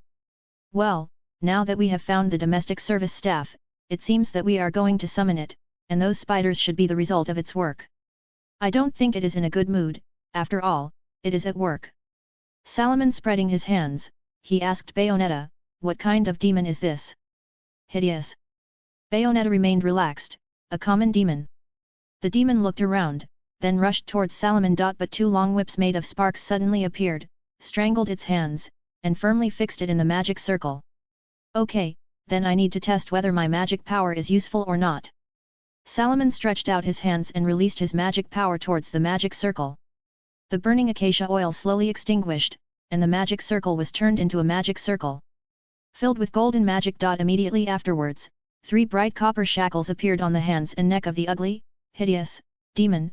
Regardless of the demon's struggle, they were forcibly buckled on. The mystic completely relaxed, he removed the 2 extra magic circles, and the ugly, hideous, demon still stood obediently in the summoning circle. The shackles are the image of Salomon's magic power, not real shackles, but enough to dominate the demon. Suddenly, the golden magic power in the magic circle disappeared, replaced by a crimson magic power, and a crimson palm with sharp nails stretched out from the magic circle. Oh, F***ck. Do demons pay their own way these days? End of this chapter. Chapter 50 Legal Advisory Services. Even though the summoning circle was filled with another kind of magic power, an unknown demon had stretched out his palm, and Salomon didn't panic at all. Although the demon paid for the summoned magic power himself, the summoning circle depicted by Salomon is only a summoning technique of the second ring. Even the most powerful demon cannot get out of this narrow exit and reach the main substance plane. That one hideous demon can pass through the summoning circle is already the limit, and a slightly stronger demon will not bear the feeling of drilling a water pipe. Unless the name of this demon is Mario, that layer of abyss is called Nintendo. This is the experience he got from memory. It is a small trick to prevent the summoned object from summoning more demons through the summoning circle. If it is a mage who specializes in conjuration, there will be more means to arrange in the summoning room, including but not limited to placing a water spout above the summoning circle, spraying holy water if necessary, or depicting the teleportation method in the summoning room array. The destination is Tiantangshan. Anyway, such things as teleportation arrays are anonymous, and Tiantangshan will not know who threw the demon there. Salomon ignored the shivering hideous demon who was pushed aside by that palm, but stretched out his right hand with 3 rings, and with his voice, sapphires, orange sapphires, and pink diamonds lit up in sequence. I order you in the name of Emperor Weishan, stay away from this world. As he said, the majestic magic power of pink, blue, and orange poured into the summoning circle, and quickly pushed the crimson magic power aside. This way of using magic power was learned by Salomon from the guardians of the British Museum. His body does not pass through magic power, but directly summons the endless magic power of Weissandi. Although this way of using it is rough, but in the current situation but very easy to use. Seeing that Weishandi's magic power was about to spread all over the summoning circle, and the hideous demon was also scorched and blackened by the magic power, he waved his crimson palm quickly, indicating that he hadn't resisted. Salomon paused the output of magic power for a while. He glanced at Bayonetta, and the witch nodded, agreeing to Salomon's suspension of seizing control of the magic circle. But Bayonetta still held the gun, aiming at the hand. Then the crimson palm gestured a thumbs up. A scroll of yellowed parchment appeared out of thin air in its palm, and there were metal lintels at both ends of the scroll. This hand squeezed one side, unfolded the scroll, and sent the scroll to Salomon with magic. Is this the contract? Salomon stretched out his hand, using the mage's hand to prevent the scroll from approaching him. He took out a magnifying glass from his pocket and began to carefully observe the scroll. This parchment is quite old, and the corners are cracked. Although Salomon can understand the language written on it, because the contract is too long, he can only read it line by line slowly. He had to make sure there were no unwanted blotches, no lace, no punctuation that didn't make sense, no typos, no annotations, no overlapping pages. Salomon scanned the parchment inch by inch with a magnifying glass, but found no tampering. This contract can be said to be extremely simple. Salomon also pulled Bunita, who was on guard, to watch the contract, because the witch's Enochian level was much higher than Salomon's, and what the mystic was most worried about was the problem of sentence comprehension. But reading the entire text, the contract is so strict that even a lawyer couldn't find any ambiguity. It took Salomon almost an hour to check the contract, but there was no sign of impatience in the crimson palm. It was still held there, gesturing to draw the shadow of the animal in the moonlight. It will give a thumbs up only when Salomon looks over it. I don't know if it is too sure that the contract will be signed, or it doesn't care at all. This doesn't look like a devil's contract at all. Salomon said, there is no trick, but it makes me a little uneasy. This is a devil's contract, boya. Bayonetta said with a frown. You are connected to the abyss, not hell. Only the devil likes to play tricks on the contract. Then I'm even more worried. Salomon looked at the self-amusing finger. The palm that could easily pierce the human body was trying to bend his own shadow into a rabbit.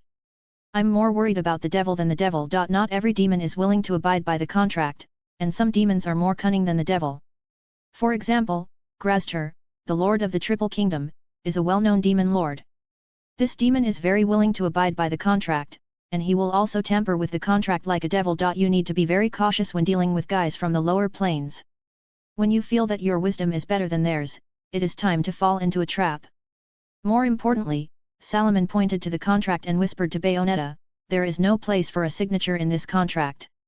Yes, this is a signed contract. The contract defines the real names of 72 demons that can be driven, and the signer of this contract is called Salomon, while the other party to the contract is a series of countless names. These names are all real names. Although human throats cannot speak these names, Salomon still tried his best to remember a few. This is not my contract, Belial. Salomon took Bayonetta's leg and moved a few steps away, and he shouted at the crimson palm, I will not give you my soul either, I'm not Solomon either. The hand spread out, and a line of writing appeared out of thin air like a piece of paper after it was lit.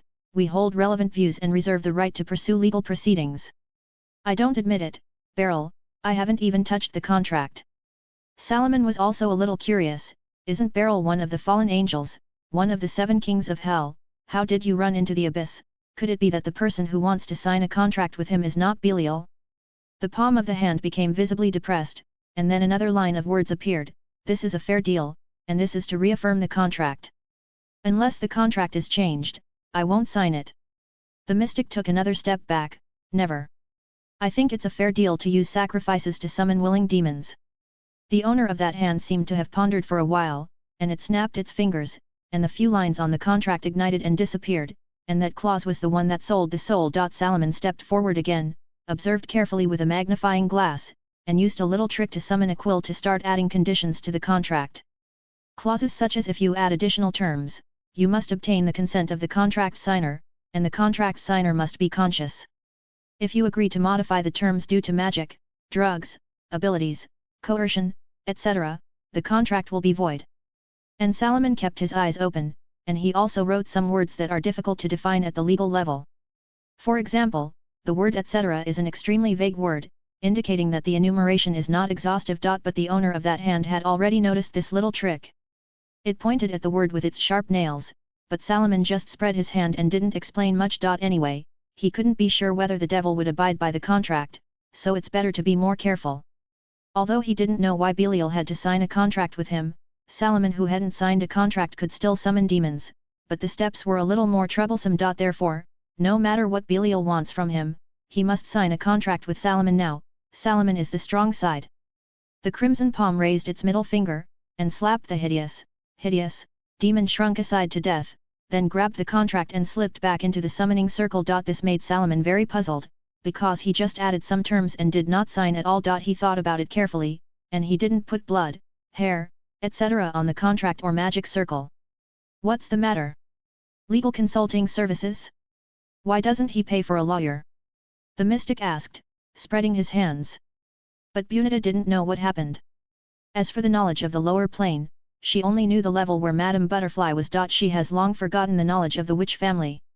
Then, can you summon demons now? The witch asked. I don't know, replied the mystic, but I think that thing will do. In the center of the magic circle where the smoke was rising, there were grayish-white embers, and in the middle of the ashes lay a ring. Salomon suddenly had a feeling that this might also be one of the arrangements of the Supreme Mage. End of this chapter. Chapter 51. The untrustworthy person in the lower plane. Teacher, what's going on? Salomon sat in front of the Supreme Mage. On the table in front of him was a very simple ring with a 6-pointed star engraved on it. Teacher, don't take my oranges again. Soda. Tell me. Why Belial brought the contract in front of me? I always feel that that demon has bad intentions. This is a lawsuit that can last until the destruction of the universe, Salomon. The Supreme Mage looked relaxed, and placed several empty glass soda bottles beside her. This is a small game between the ancient mage and Salomon. Salomon will lock up his snack secrets, and the venerable will crack it. But so far, Salomon has never had a win. His Holiness said, did Beryl mean to just reaffirm the contract? Yes. Salomon replied, but I did not sign the contract. Because the essence of the soul will not change, your current name is just a pseudonym in Belial's view, and he will naturally not let you sign again. The Supreme Mage reached out and wrung out 2 bottles of soda from the portal, and knocked on the table and signaled Salomon to cool it down. When Beryl was playing with King Solomon's soul happily, one day, King Solomon's soul suddenly disappeared. This is a big event. The devil originally suspected that it was God Fux, but he can't get into heaven at all, even if he can wrest the title of Satan from Mephisto. And now, here you are. So Belial thinks I'm King Solomon. Salomon cast a spell to cool down the soda. What about this ring? This ring is naturally the proof of King Solomon's order to order the 72 demon pillars. The Supreme Mage said, Belial insists that he owns your soul. He wants to continue the contract and take your soul again. As for you, the little tricks done on the internet don't work at all, and Beryl's cunning is far beyond your imagination. As I said before, the essence of the soul is unchanged, and he insists that your soul belongs to him after death. But I'm not King Solomon. Salomon exclaimed, I don't think my soul is the soul of King Solomon either. Perhaps. The Venerable looked at Salomon with some deep meaning, but Belial doesn't think so. I just want to know if that contract is binding on me. The young mystic spread his hands. I also don't want to let my soul escape into the hands of demons because of a contract I didn't sign. What is this, a debt inheritance? All I have are stigmata. There is a certain binding force, Salomon, because you and King Solomon have the same power. Although this is only because of the stigmata, in a sense, you and King Solomon are the same person. His Holiness said, at least you must have the strength to resist Belial. And, it's very likely that it's not just Belial. What do you mean? Salomon was a little confused now. Could it be that Beryl wasn't the only one who signed the contract? The day you summoned the demon was the full moon, said the Venerable. The moon may also represent Lilith, who knows? Hey! Salomon sighed, Teacher, tell me how much debt I owe. Anyway, I don't plan to pay back the debt owed to the devil, but at least I need to know who the creditor is. On the day you were born, there was a riot in the abyss. The Supreme Master God said on the ground, although those demon lords never ordered it, but, the rioting demons are almost all over the entire abyss. You can estimate it yourself. Teacher, is there still time for me to run away now? Will I be prosecuted by some demon court? If those demons have the brains to establish a court. What do you think? The Supreme Mage pushed the soda in front of Salomon. This is a good thing, ordinary people don't have the ability to cause trouble. Okay. Salomon sighed and put the ring on the little finger of his left hand. If he had a choice, he would definitely not want this big trouble. He said, then I am doomed to fight the devil. Maybe more than one fight is needed. After looking at the ring, the Venerable said with satisfaction, it looks pretty good. It's just that you need to pay for the magic power to summon the demon. Don't worry, wait until you finish this. We can visit Dormammu again, I believe he will miss you very much. Bayunita looked at the benches in the square and sighed. Salomon asked, is the matter over? Well, it's finished. Let me be quiet for a while, I drank too much soda. Salomon raised his left hand so that the witch could see the ring on the little finger of his left hand. I still want to leave my ring finger for what about the wedding ring? Wait, what kind of attire are you wearing? Did you turn to the angels after I left for a day or two? Bayunita's whole body is covered with a white slim mermaid skirt, and her beautiful long hair and beautiful face are also wrapped in a white turban hat. Even the pair of butterfly-shaped glasses have become unpretentious. Round glasses. If it weren't for the beauty spot on the corner of his mouth and the highly recognizable voice, Salomon could hardly recognize the witch in front of him. Nun Bunita seemed to have some mischievous thoughts. She said, this is a common hunting method, Boya, although this method does not usually work, but this time it will definitely work. Because the Ragnar cultist committed suicide again, those angels will definitely come to collect their souls. Look at me, the kind big sister is holding a funeral for those fools. It was already late at night and Bunita and Salomon were located in a Ragna cathedral in Naples. As the coming day of Jubileus, the creator believed by Ragnar believers, is approaching, many Ragnar believers around the world hold resurrection ceremonies one after another, and some fanatics commit suicide in order to praise the coming of God. Corpse. Enzo took over the job of organizing funerals for the Ragnarians, a job that naturally required Bayoneta's help. The witch intends to lure out some heavier angels, because those scattered weak angels are not enough to offset the magic power she paid for summoning the demon. Boya, don't grab the prey with me this time, Gamara is already starving. The witch blinked and walked towards the church with her long legs. Salomon sighed again and stood up from the stone bench. He patted the red vestment and followed in a dejected manner. According to what His Holiness said, from now on, the monitoring work of the witch clan will be entrusted to him. As for why it is not entrusted to others, it has been explained before, so I won't repeat it here. When Salomon walked into the church, he sat down in an unnoticed place on the corridor on the second floor. For the sorrow of a city far beyond us, for the eternal sorrow far beyond us, for the annihilation of people far beyond us. Bayonetta stood in front of the altar full of candles, her hands clasped on her chest, her slightly hoarse voice echoed in the empty church, "Those who enter this door must give up all hope." Well, this prayer is very religious. Only those who have abandoned everything will be unable to leave after believing in religion. Salomon nodded. It seems that the people who designed these prayers are very clever. And the teachings of the Ragnar order are comparable to pyramid schemes. In front of Salomon, Bayonetta was reciting prayers with her head bowed. As for when the angels will come, it depends entirely on luck, but Bayonetta insists that those angels will not give up the souls of the Ragnar believers. If the angels don't come, then go and beat Enzo. It seems that we have to wait. Hey, brother. Salomon patted the shoulder of a person beside him. Now is not the time to take pictures, please come back tomorrow. Eat and eat. End of this chapter. Chapter 52. This is a man with curly long hair. He has a fair face, deep-set eyes, and a high nose bridge. His long hair is bound behind his head, and only the curly hair on his forehead still lingers on both sides of his cheeks. He held an expensive camera in his hand, frowning tightly, squatting there with seriousness, and kept pressing the shutter. Although Naples is close to the ocean, there is a huge temperature difference between day and night. Perhaps it is for this reason that this man is wearing a slightly thick dark blue woolen coat and a red and blue plaid scarf around his neck. Salomon's voice made him almost jump up, but the hand of the mystic on the man's shoulder firmly held him down. "Who are you?" he exclaimed, and turned his head to see Salomon, who was shorter than him, and then his face was freed from the wrinkled tension. "Ahem!" he whispered to the mystic, "It's very dangerous here. I think it's better for you to leave here first, because some things that ordinary people may not understand may happen next. Are you from the choir? Or what bishop's child? Do you think I look like a believer of some goddamn god?" Salomon looked down at his attire, the black mystic robe and the crimson coat. He didn't look like a priest at all. "Perhaps?" Salomon raised his head and said, "For your personal safety, I suggest you leave as soon as possible.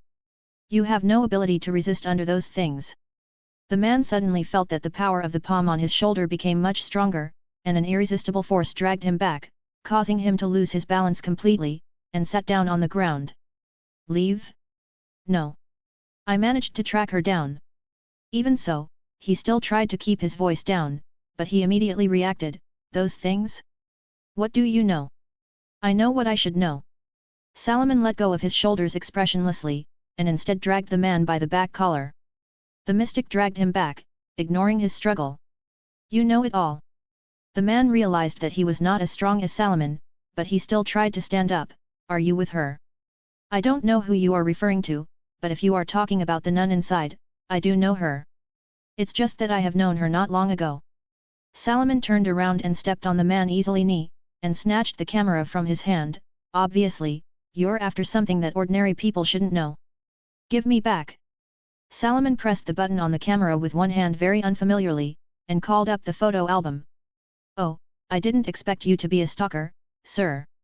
After looking at the photo album, he raised the camera in front of the man. "Florence, you actually chased him there. Promise me, keep your voice down, there are still things to do inside." Salomon said, "I want to know where you come from."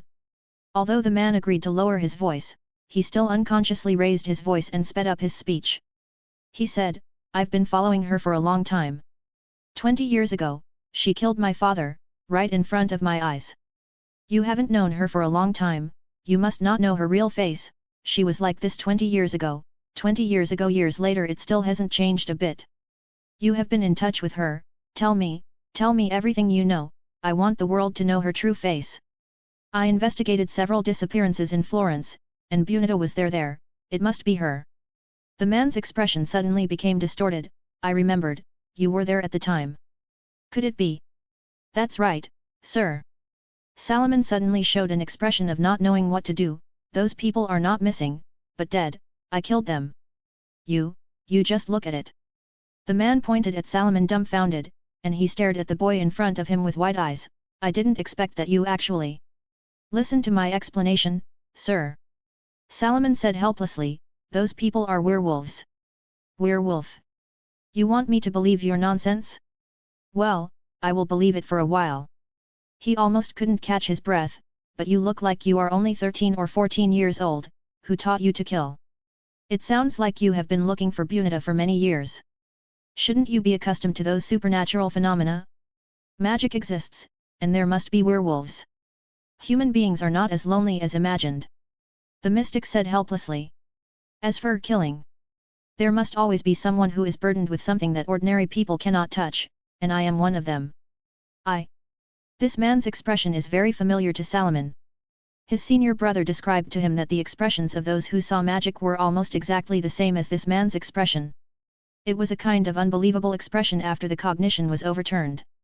Almost every person who came to practice Karmatage has experienced the time when his cognition was overthrown. Okay, I don't have time to help you reshape the worldview, sir. The mystic was a little impatient, and he pulled the man to stand up. Get out of here, those things will not show mercy to humans. Those things? What things? You shouldn't know, sir.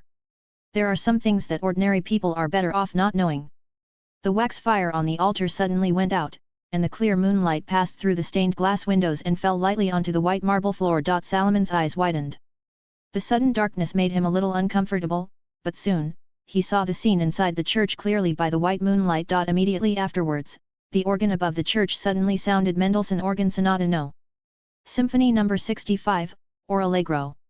Salomon looked up at the organ. Only people with magical vision could see that there was a big black man sitting there.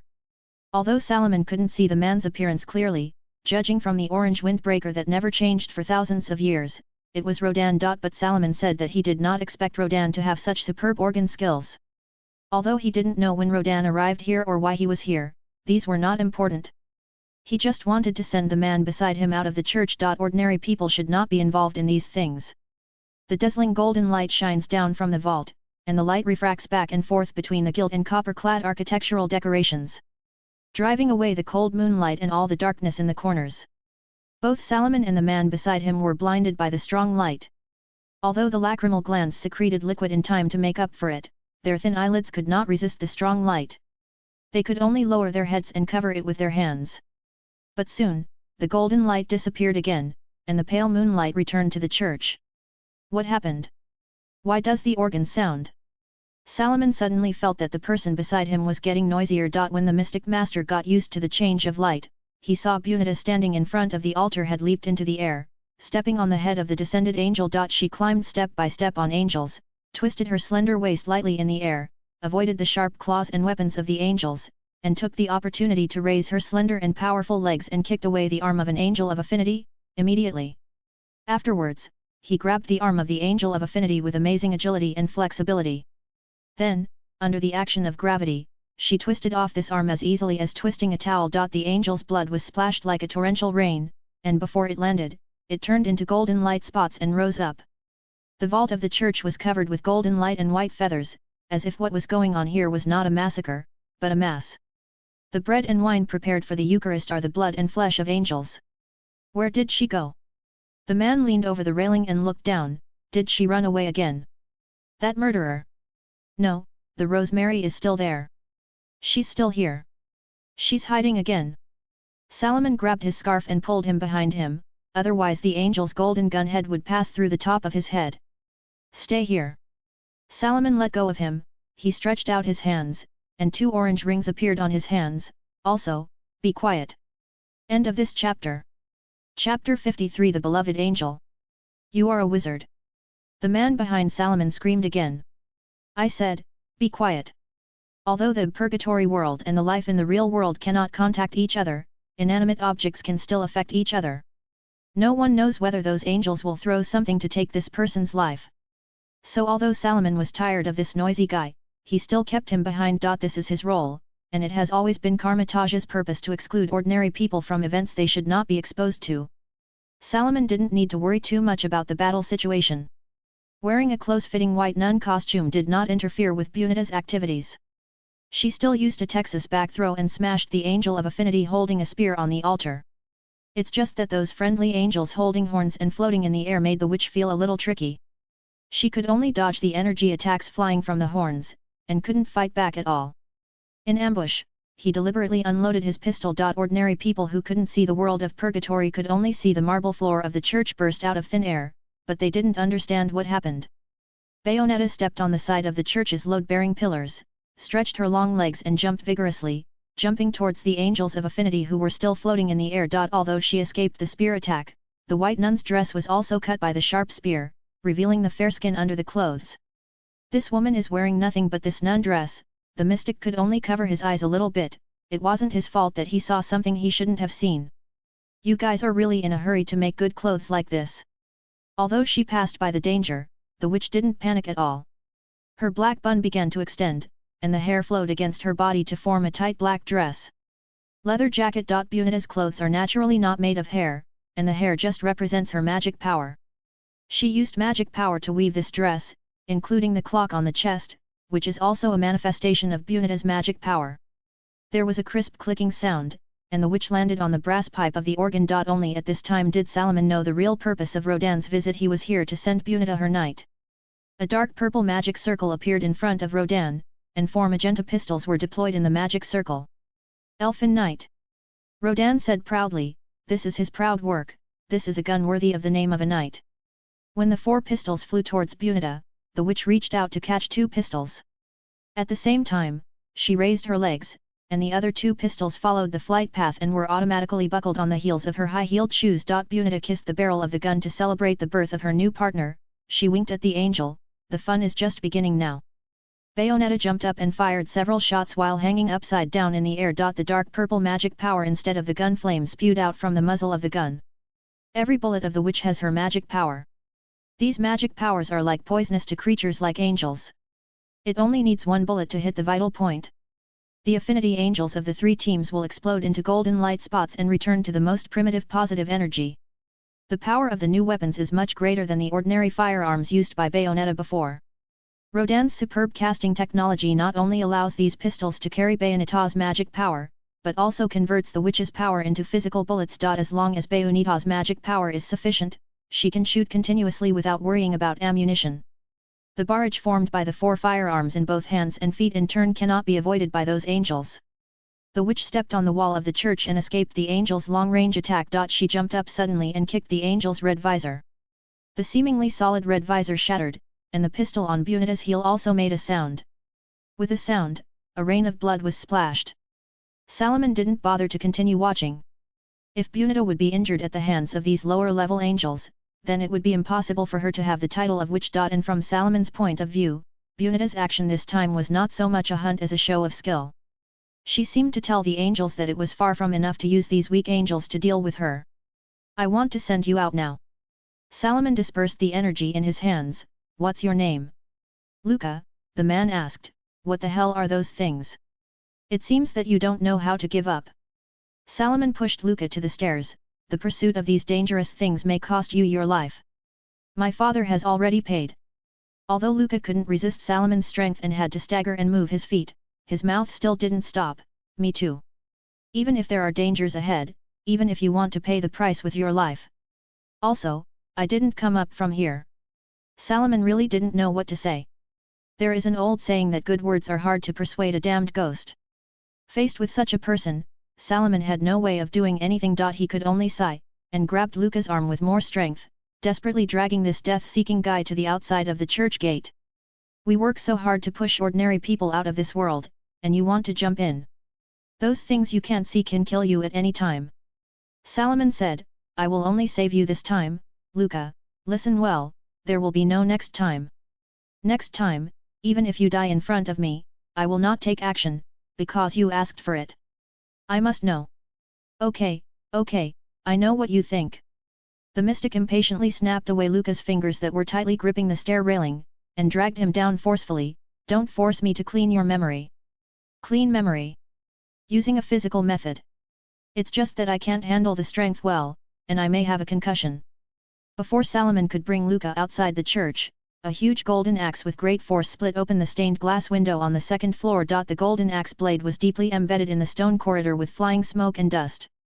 The crisp and dense sound of glass shattering and impact instantly covered the sound of the witch's gunfire, and scattered pieces of colored glass fell from the sky like a torrential rain. Although he couldn't see the thing, Luca could still feel that the church had been hit hard by a heavy hammer. Luca, who had just stood still, wobbled again and almost fell down the stairs. Salomon didn't wait for Luca to stand still, he grabbed him and ran out. As for Luca Gauss hung shouting "What is that?" Salomon turned a deaf ear to it. When he dragged Luca all the way out of the church gate, he found a huge guy standing beside the church. This guy is all white, with a mark that emits white light on his head. Its face is inlaid with a marble-carved face. Below this face is a hollow that resembles a mouth. There is a golden ring around the head and neck, and several golden twisted points in the shape of sun rays extend from the ring. Prick. There are golden claws on the thick hands and feet, golden rings on the limbs, and green stripes on the rings. This thing was even higher than the second floor of the church. When it descended, a heavy bell rang from nowhere, and white feathers fell from the sky along with the golden light. This is the beloved angel. But what this angel brings is never the gospel, but the killing. It pulled the giant axe out of the church, raised it high, and swung it down again. There seemed to be a violent explosion in the church, the whole building was shaking non-stop, and the stone brick floor on the square was even more dusty. When Salomon saw it, he dragged Luca out without stopping. Staying here now is courting death. And Luca, who had spoken bold words, didn't even need Salomon's urging, and ignored the pain when he was dragged, turned around and ran with Salomon. Rhetoric is ideal, action is reality, these two things never conflict. He didn't want to die in ignorance. Slip away. End of this chapter. Chapter 54 Gemara. Chapter 54 Gemara. Salomon thought that Bunita's target would be a centaur angel like the angel of honor, accolade. Or an archangel of the lower third level like the angel of ecstasy, in rapture, to feed the demons, but he didn't expect this time. A big guy actually came. Angels are divided into lower 3 levels, middle 3 levels and upper 3 levels in prelude to the heavenly order. The most common affinity, angels of Bayonetta and Salomon are the angels in the lower 3 levels. There are many types of angels in each level, and there are also strange things like deer and decorations in the angel level. The lower 3 levels of angels and the upper 2 levels are archangels and power angels. The huge beloved angel is not a low-level thing like an affinity angel, but a capable angel of the first rank in the 3rd level. It is a real violent machine. The thing that proves its identity is the top of its head. Get on that halo. The golden giant axe in its hand was as high as 3 people at its widest point, and the corridor built of thick stone slabs was also split into pieces under the giant axe of the beloved angel. Suddenly, a figure shattered the circular stained glass on the front of the church, gracefully falling onto the stone brick floor, and then a large amount of dark purple magical light bloomed on the body surface of the beloved angel. Naturally, Bunita would not stay in the church to fight foolishly. This was not the first time she had encountered this kind of enemy. She smashed the glass and jumped into the square with rich experience, just to find an opportunity to attack the weakness of her beloved angel. She also thought that the elf knight might not be effective, but the frequent attacks could still attract the attention of the beloved angel. I must be the cornerstone of regaining the left eye. The angel raised the giant axe. It has enough intelligence to speak the language, although the voice is emotionless, and it doesn't even have the proper pause and tone. Let I have seen the power of darkness residing in you. Then you come and get it yourself, little dog. Bayonetta galloped rapidly, and the beloved angel didn't talk too much nonsense to her, but swung the axe neatly. The blade of the axe fell precisely on the top of the witch's head, and Bunita's thighs suddenly exerted force, avoiding the attack. Time seemed to be suspended, and the witch jumped up to the right rear of the angel. She fired several more shots one after another, and at this moment, the beloved angel seemed to wake up suddenly, pulled out the axe, turned and swung it horizontally, and slashed at Bunita, who was still in the air. At this moment, the witch had nothing to step on, and she couldn't change the direction of her flight, but Bayonetta still stretched her body, facing the giant axe that was approaching rapidly. The moment the axe blade approached, she stepped on the back of the axe with both feet, jumped up from the back of the axe again with amazing balance and speed, turned over in the air, and faced the beloved angel with her head down. Everything seemed extremely easy, but Salomon, who ran to the side to watch, was beating heartily. All of this was too thrilling. As long as Bunita lost her footing, she would not be able to jump up and would be smashed into the ground by an axe. The return of the Creator is approaching. The mechanical voice sounded again. Sorry. Even after experiencing an extremely thrilling attack, Bayonetta's tone was still relaxed. We are not speculating. The beloved angel tried his best to swing the axe dragged on the ground, but Bayonetta dodged it. What happened? Luca muttered to himself. What he saw before were all small scenes, but now, the square paved with stone bricks seems to be smashed by an invisible heavy hammer, and the hammer is probably as big as a car, and he can feel it vibration under his feet. He said, either I'm crazy or the world is crazy. The world has gone crazy long ago, Mr. Luca. If you still want to face it after seeing this, I can't stop you. Salomon stretched out his hand to block a splashing stone brick. He said, you'll be dead soon anyway, and I don't need to clean your memory. You said I was going to die. Do you think you can survive after facing this? Every attack of the beloved angel was deftly dodged by Bunita, and the witch also took the opportunity to use the elf knight to shoot a few shots at the angel's face. The angel's attack became more and more crazy.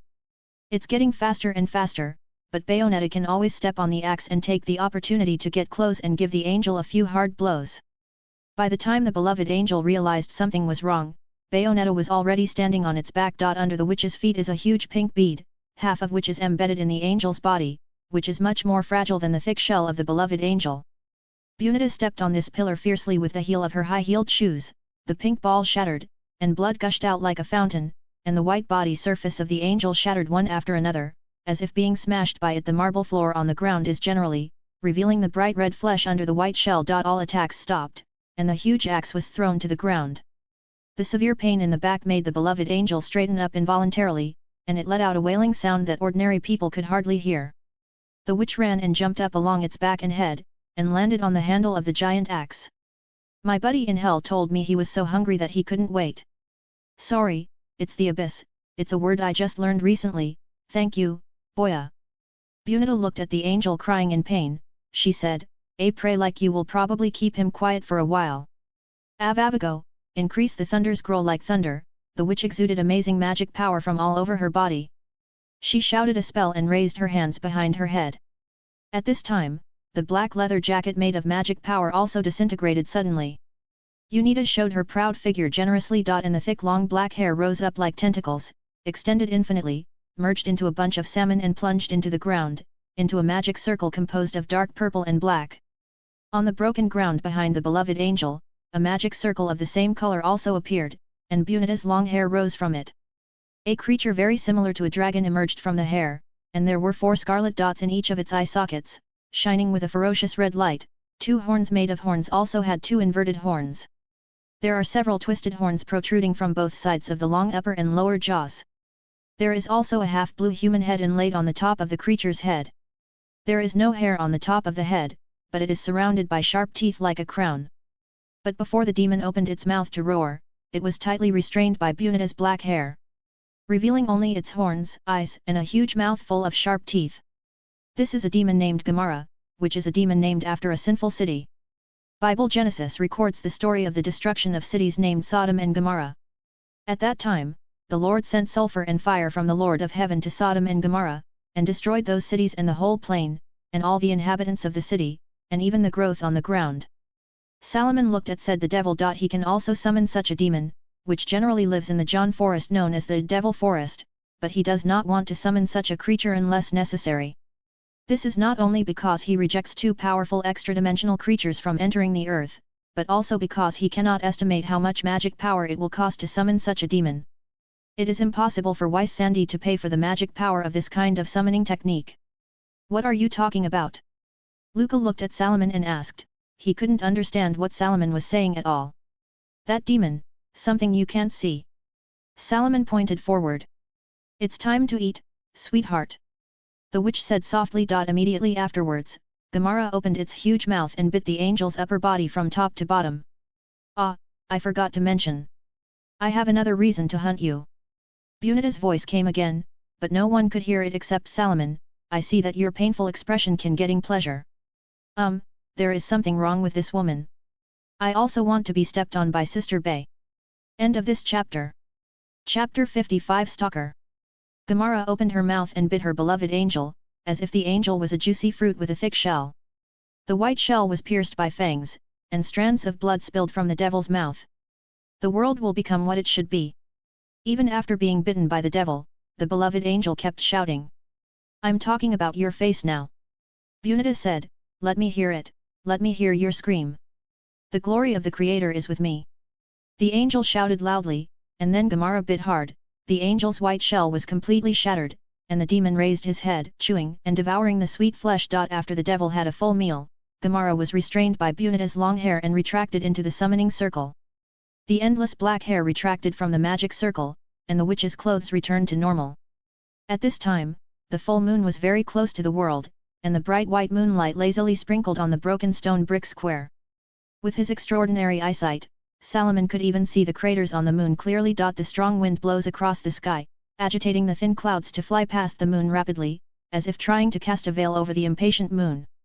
Under the moonlight, Bayonetta stretched her body comfortably, enjoying the feeling of the moonlight shining on her body. The day of the full moon is the day when the witch's power is the strongest, so she decided to hunt. She has completed the obligations that must be fulfilled in the contract, but there is still more work waiting for her, and she must relax before proceeding to the next work. As for traveling companions, who else can I have? Bayonetta leaned on the damaged street lamp, took out a small candy in the shape of a rose, and stuffed it into her mouth. This was her reward for herself after finishing her work. You really did a great job. Rodan appeared out of nowhere, and walked towards the witch. Can that knight help? The witch looked at the magenta pistol in her hand. It's not bad, I'll take care of this child for now. It's time to open the store. Rodan said. A purple magic circle appeared under his feet, waiting for your visit. Bayonetta took the lollipop out of her mouth, shook it, and stuffed it back. I'll go when I'm in a good mood. She narrowed her eyes again to enjoy the sweetness. I'll be ready to bring mysterious fate and olive oil. After speaking, Rodan was wrapped in a purple flame and disappeared on the spot. Don't follow me anymore, Luca. Salomon said helplessly. Since seeing the consequences of that supernatural battle, no matter where Salomon is going, the reporter named Luca will quickly follow him. I have to know the truth, he said. It's my code of conduct. Well, it's more personal. If you don't say the previous point, I can tell you something that will make you die faster in the hands of non-human beings. Salomon pushed away the reporter who blocked him. I think you may not understand. I mean, these things are beyond the understanding of ordinary human beings. How do you think human beings will react if they know that there are gods and demons in this world? I don't know. Luca shrugged. What will happen? I don't know, but I know what might happen. Salomon patted the dust off himself. He said, tithes, witch hunts, honor killings, rebuilding the Inquisition, anything is possible. It may or may not happen, but I think with the level of ignorance of ordinary people, it is not surprising that anything happens. Some people are sure to think, I'm going to hell anyway, why not do more? My neighbor is richer than me, he must be a demon believer, I'm going to kill him to prove my faith to God. At that time, there will be an outlet for the malice among human beings, and they will say, I do this for God. Or this is an order from the devil. Mr. Luca, are you ready to take so many lives on your shoulders? The situation that Salomon said is indeed very likely to happen, but it is impossible to be so exaggerated, at least not yet. Now that science is advanced, even if humans can capture angels, they will only try to dissect this unknown creature. Salomon is just trying to frighten this stunned young reporter. But obviously, Luca was bluffed by him, and after that supernatural attack, his brain was a little bit overwhelmed. And standing in front of him is an expert, and the so-called authority still has some credibility. Well, I can guarantee that I won't say it. But I have to know. Luca waved his hands vigorously in front of Salomon. He said, I have to know why my father died. I just want to know, in the eyes of people like you, is the life of an ordinary person worthless? Mr. Luca, listen carefully. The Supreme Mage established Karmatage to protect humanity. My teacher is a Celtic. She has protected humans for more than 1,000 years and drove all extra-dimensional creatures out of the earth. Angels, demons, or something more terrifying, under the protection of the Supreme Mage, cannot step into the earth in a fair manner. Now, those angels and demons can only smuggle to the earth, and they have to risk being killed at any time. The risk of the Supreme Sanctuary discovering and beheading. Then Bayonetta is also one of yours. No, said Salomon, she's just an angel hunter. Hunting angels? Those things I can't see. Luca exclaimed, she is indeed a witch. Yes. Salomon said, summoning demons, hunting angels, neither demons nor angels are good things. And I'm just here to supervise her, to prevent her from summoning too powerful demons to the main material position noodle. That demon. Because there are too many angels now, sir. These angels do not belong to God, and the masters of those angels have not signed a contract with my teacher, so it is necessary for Bunita to hunt and kill these smuggled guys. The mystic said, but the problem you have to face now is not this. What? Your secret photo happened. As far as I know, no girl is happy to be photographed secretly. Although Bayonetta doesn't need to retouch the picture, she certainly won't be happy. Oh, there's a little wildcat here. At some point, Bayonetta walked into the plane of reality. Boya, I know this guy, we've met many times. As soon as Luca heard Bayonetta's voice, anger burst out from the bottom of his heart. But as soon as he thought of what Salomon said, Bayonetta's ongoing work, he suppressed enough anger to ignite him. Yes, since you killed my father 20 years ago, I have tracking you. Fleur de Cereille, the lingering smell of rosemary, even if I lose track of you, I'll find you with this scent. It's a bad boy who both sits and secretly takes pictures. Bayonetta didn't seem to be angry at Luca's accusation. She waved her hand, and Luca's camera was wrapped in purple magic flames, and the reporter was scorched by the flames. Subconsciously let go of his hand. That's not really angry. This is my tool for eating. Luca rushed to the camera on the ground, but it was irreparable. Rosemary is not Bayonetta's perfume, Salomon said. It's angelic. And, seriously, you're acting a little crazy. I suggest you call the police, Bayonetta. Luca raised his head, his eyes widened. What did you say? End of this chapter. Chapter 56. Want an extra ring on your finger? I said, your behavior is really perverted, Mr. Luca. I even doubt whether you have stolen women's underwear on weekdays, so I suggest that Miss Bayonetta better call the police. Salomon said, the police will definitely give you a restraining order. You're welcome, that's what I should do. You are slandering. I don't need to do such a thing at all. I am very popular with women. Luca exclaimed, besides, I asked the last sentence, and I need you to say it again. Rosemary. Salomon replied.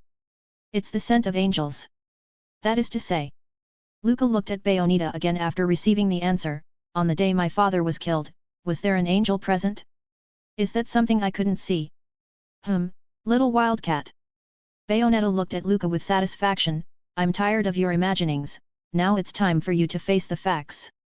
So every time I find angels, not witches.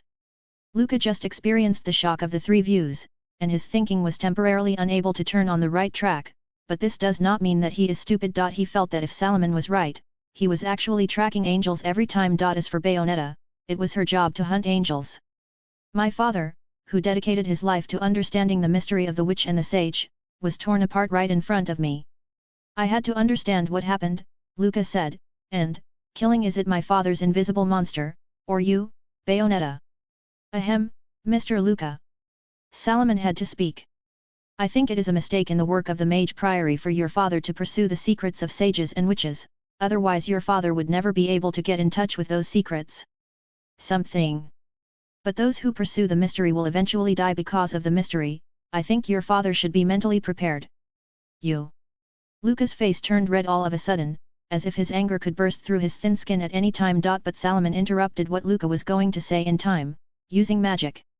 The reporter sage covered his throat and had difficulty breathing. I advise you to listen to me. Although what I say next is very cruel, you must listen to it.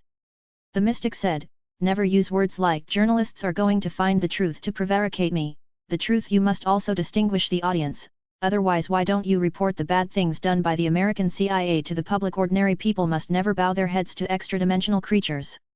Once they know the existence of angels and demons, what will happen to me and those things you said, then my teacher's more than 1,000 years of hard work will be completely in vain.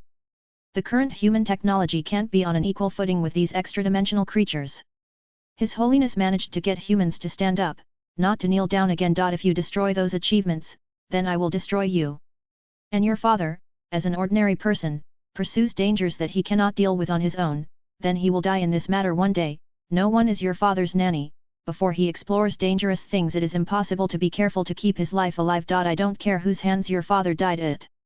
But if your father escaped by chance and found something that caught the attention of the common people country, then it will be the Priory of Mage who will be standing in front of you. Your father may not be dead by then, but it's possible that he will be an idiot. The same is true for you, and it may be me standing in front of you when the time comes. Mr. Luca, the Master Hermit will do everything possible to protect the lives of ordinary people. We can give a lot of things, including the lives of innocent people, and even our own lives. This is what my teacher asked me to do, and you are still young and may not be able to do it, but it is still very important to examine every life in your hands. The blood in my hands is not only from dark magic creatures, angels, and even ordinary people. So, throw away your idiotic thoughts. I don't have a good temper like Bayonetta. The reality is not Bambi, The Lion King, and Saw 7, which are family movies with a murderous opening scene, but more icy and bloody. What Salomon said was the truth, but he exaggerated some of the consequences. He is good at scaring people, of course. The mage priority will not turn people into idiots, nor will they turn ordinary people into idiots. It would be too exaggerated to kill them. They are not some super mysterious secret service organization. They need to wear a black suit and sunglasses when they go out. They are expressionless when talking to anyone. They always have a gun in their clothes. That's right, I'm talking about you, God. Hydra. However, Salomon still has the truth in his mouth. At most, Kamatage will make those who know what they have experienced just a dream. This is the magic that Hagos is best at. It is recorded in the book. Even if Thor, the god of thunder, comes to Earth in the future and is known to the public, he is not an extra-dimensional creature. For people on Earth, Asgard is just an alien. No one but Kamatage can prove the existence of God, therefore, the existence of angels and demons must also be concealed. As for the reason, the box office of The Passion of the Christ in Christian countries speaks for itself. Hey. Luca took a few deep breaths, he recovered, and looked at Salomon in horror. He couldn't imagine a 13 or 14-year-old boy with such awareness. He said, "You're such a lunatic. Human beings are not alone in this world. Until human beings can stand on the top of the universe and have an equal dialogue with outer dimensions, the mission of the Magister's Priory will not end." Salomon said, "People with such awareness, there are who isn't crazy?" Of course, that's what it says, but I'm trying to avoid sacrificing the lives of innocent people. It doesn't feel good. I know very well that we are stepping on a red line, and if we are not careful, we will fall into the abyss. But the Priory of Mages has guarded the earth, until now. So stop chasing what you're not supposed to know, Mr. Luca. If you insist on this, then no one will protect you. Unexpectedly, you are such a hard-hearted little guy. Bayonetta said in a frivolous tone, "It really makes Big Sister sad. If it wasn't for the enormous psychological pressure, why do you think my teacher would be like this?" Salomon spread his hands and said, "The greatest pleasure of His Holiness now is to grab snacks with me. I want to let she is happier and more relaxed, so I will try to help His Holiness lighten some burdens. Although I can't do much, I can still do what I can. Including you, Bayonetta, you are also very clear that you are monitoring the target, and the executor is me. Then how long are you going to monitor me, boya?" Bayonetta looked at Salomon, "How long will you go on this mission?" Salomon turned over his left hand and looked at the ring on the little finger of his left hand. He said, "I don't know, maybe a lifetime. Don't worry, I can live a long time." "Well, Big Sister won't be able to get rid of you for the rest of her life, can she?" The witch blinked her left eye. "Don't you want another ring?" Enough. Perhaps because of the mystery of his father's death in his childhood, Luca had a morbid obsession with the truth. With tears in his eyes, he shouted, "I don't need to publish those things. But, I must to know the cause of my father's death. No matter what danger awaits me, I don't need any rescue, I just want to know the truth. This Easter of the Ragnar Order, and the witch, I must know all this. Even if it is my own destiny to die on the road of exploration." "Well, you are really brave, and the process of waiting for death is quite tormenting, Mr. Luca." Salomon said, "So, do you know how to use a gun?" "Gun?" Luca sniffed and asked suspiciously. "Anyway, I don't expect you to be able to use cold weapons." The mystic snapped his fingers, "You need to protect yourself, and I don't know which angel killed your father. Take revenge yourself. The protagonist is a lawful camp, not a chaotic camp that can do whatever they want. They don't know what a lawful camp is, and those who clamor for the collapse of the human design can leave." End of this chapter. Chapter 57 System. So far, Salomon is still a member of the lawful camp. But what he abides by is not the law of ordinary people, but the law made by the Supreme Mage. Kamatage is not some kind of black super special police. It is impossible to easily capture people who pursue mysteries and clean their memories. Unless someone wants to announce those mysteries, Karmitage will not stop a person from pursuing magic. Some of Karmitage's apprentices devoted themselves to the Supreme Master's sect because of the pursuit of magic. It's just that Luca's situation is different, he is a family member of the victim, so he naturally has the right to know, and Salomon will tell him the truth about the incident. Sending him into the realm of purgatory and telling Luca the risks he will face is already the greatest help Salomon can provide. Luca is different from those ordinary people who prevented Salomon from hunting vampires or werewolves before. He did not violate the rules set by the Supreme Mage. After he promised not to announce the mysterious things, he just wanted to find out the truth and take revenge. If because of this, Salomon wants to wash away a person's memory, it would be too overbearing. The personality he developed in his previous life made it difficult for him to watch the person in front of him die. Even the ignorant kitten Salomon who ran on the road couldn't bear to watch it suffer, let alone a human life. In Salomon's eyes, Luca is a kitten on the road that broke into the mysterious world. Even if the cat insists on moving forward, how can Salomon not explain the pros and cons to him clearly? Although those cruel memories will gradually harden Salomon's heart, just a few years is not enough to change his mind, but telling Luca to take a gun can be said to be his last mercy. This is not a question of strong man's mentality, but a question of conscience as a person. The current Salomon has not completely transformed into a ruthless person. The reality is not some brainless novel, no one will have the domineering aura that people will worship all the time. From now on, the sun, the moon and the stars will revolve around one person, and no one will be born with any strong mentality. That is impossible. If there is, it can only be a lunatic. Please contact the mental hospital quickly.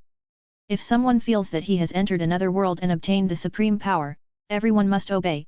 He can also let go of his previous concepts, quickly abandon the character he developed in a peaceful society, and treat life as nothing. Then he is either crazy or silly. But it is undeniable that everyone has such a dream in their hearts, to open up restrictions and do whatever they want, just like ordinary people fantasizing about what they will do after how much wealth they have. If this were not the case, there would not be so many spiritual capitalists. At best, it is a dream, and at worst, it is a delusion. And to maintain restraint in the face of the temptation to do whatever you want, to resist the temptation of chaos, to resist the temptation of madness, is also the first lesson that the Supreme Mage will teach Salomon, including the restraint when absorbing the power of the dark dimension, otherwise he will be assimilated soon. Don't say anything stupid like it's not too late to be restrained in the face of the dark dimension. Just imagine the psychology of late-night online shopping. Who doesn't buy a bunch of things in a daze?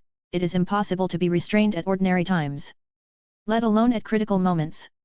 Even Salomon, who has a few lives in his hands, can feel the weight of life.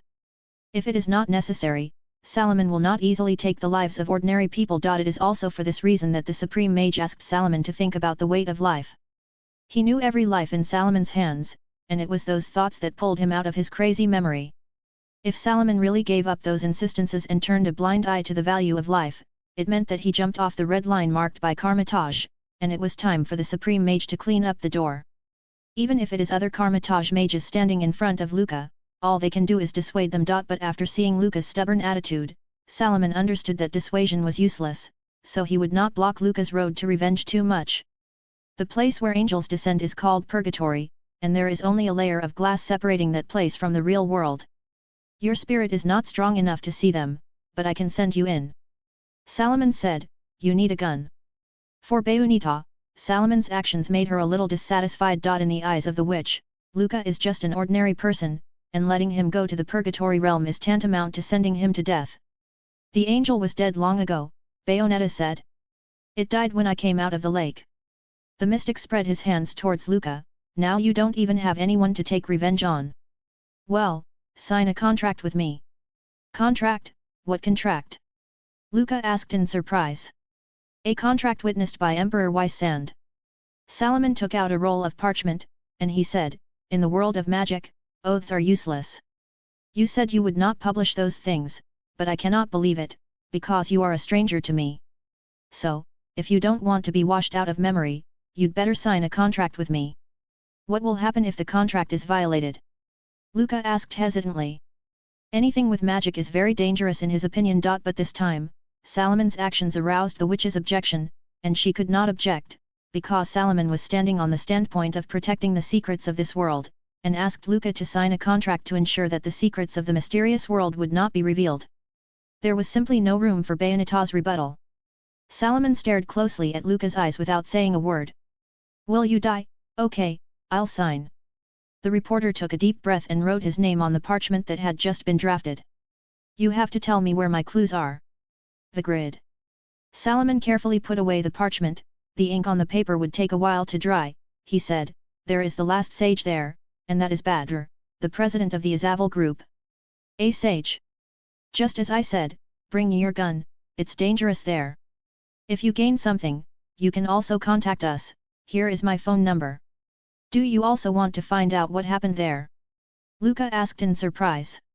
Yes, you are not the only one who is investigating. The mystic said, the number of angels has increased sharply recently, and we cannot get close to that Badr, because until now, this person has never shown up. Okay, I will investigate. Luca sighed, and he interrupted Salomon's next words, there will be no assistance, and I will not expose the connection between us. Understood. Very good. Salomon nodded, and took out a small statue from his pocket and placed it on the ground. Immediately afterwards, a white Pegasus with golden bridle and wings appeared on the spot. The mystic climbed up, and he said, Now, I advise you to leave here, the sound of the police car is approaching. Police car? Where did the police car come from? F***ck. I'm leaving now. Luca turned and ran towards his dark green car parked near the church, and disappeared from Salomon's sight. Salomon also signaled Bunita to sit on horseback, and Pegasus flapped his wings soaring into the sky. Before the police car arrived, Pegasus drove the two of them through a purple magic circle and disappeared completely. Boya, why did you ask him to investigate the grid? Could it be that Enzo's information fee is too high? Bunita sat behind Salomon, and they were rushing towards Rodan's hell bar. Go. On the way, the witch couldn't help asking questions. Bunita, Luca wants the truth, so I will give him the truth. As for what he will face, that is his own business. I have persuaded him, but he will not listen. However, as long as he can't release those things to ordinary people, so he is harmless. Salomon said, there will be no memory purges, and there will be no submarine seats, and we are not addicted to killing. Then I didn't misread you, soft-hearted little guy. The witch asked, then what's next? Then you read it wrong. Salomon said, next, go to the Hell's Gate bar to find Enzo. There is a big problem with the information he provided this time. This chapter is written for those readers who require the protagonist to have a strong mentality and directly wash away the memory, because of the helpless output of the three views. I have already said that this book is not a cool novel, the protagonist is not a guy who does whatever he wants, he is from the lawful camp, mainly lawful good, lawful neutral, lawful evil transformation, the kind of freewheeling. There are as many books as there are books, but I don't know how to write them. As for Luca dared to yell at the protagonist and no respect for the strong, I really can only say that, if you don't like it, just remove it from the bookshelf. End of this chapter. Chapter 58. Go and invite the Supreme Mage. I swear, it's definitely not the corpses of those Ragnarians that attracted that big guy. Enzo knew the details as soon as the church was destroyed, including the situation of the beloved angel who descended. By the time Salomon and Bayonetta returned to the Hell's Gate bar, he was already sitting on the sofa in a dazed manner. We used to hold funerals for ordinary people or Rodans, but all of them came angel of affinity. I think that big guy might have something to do with you, Bayonetta, especially because of the recent Ragnar Easter.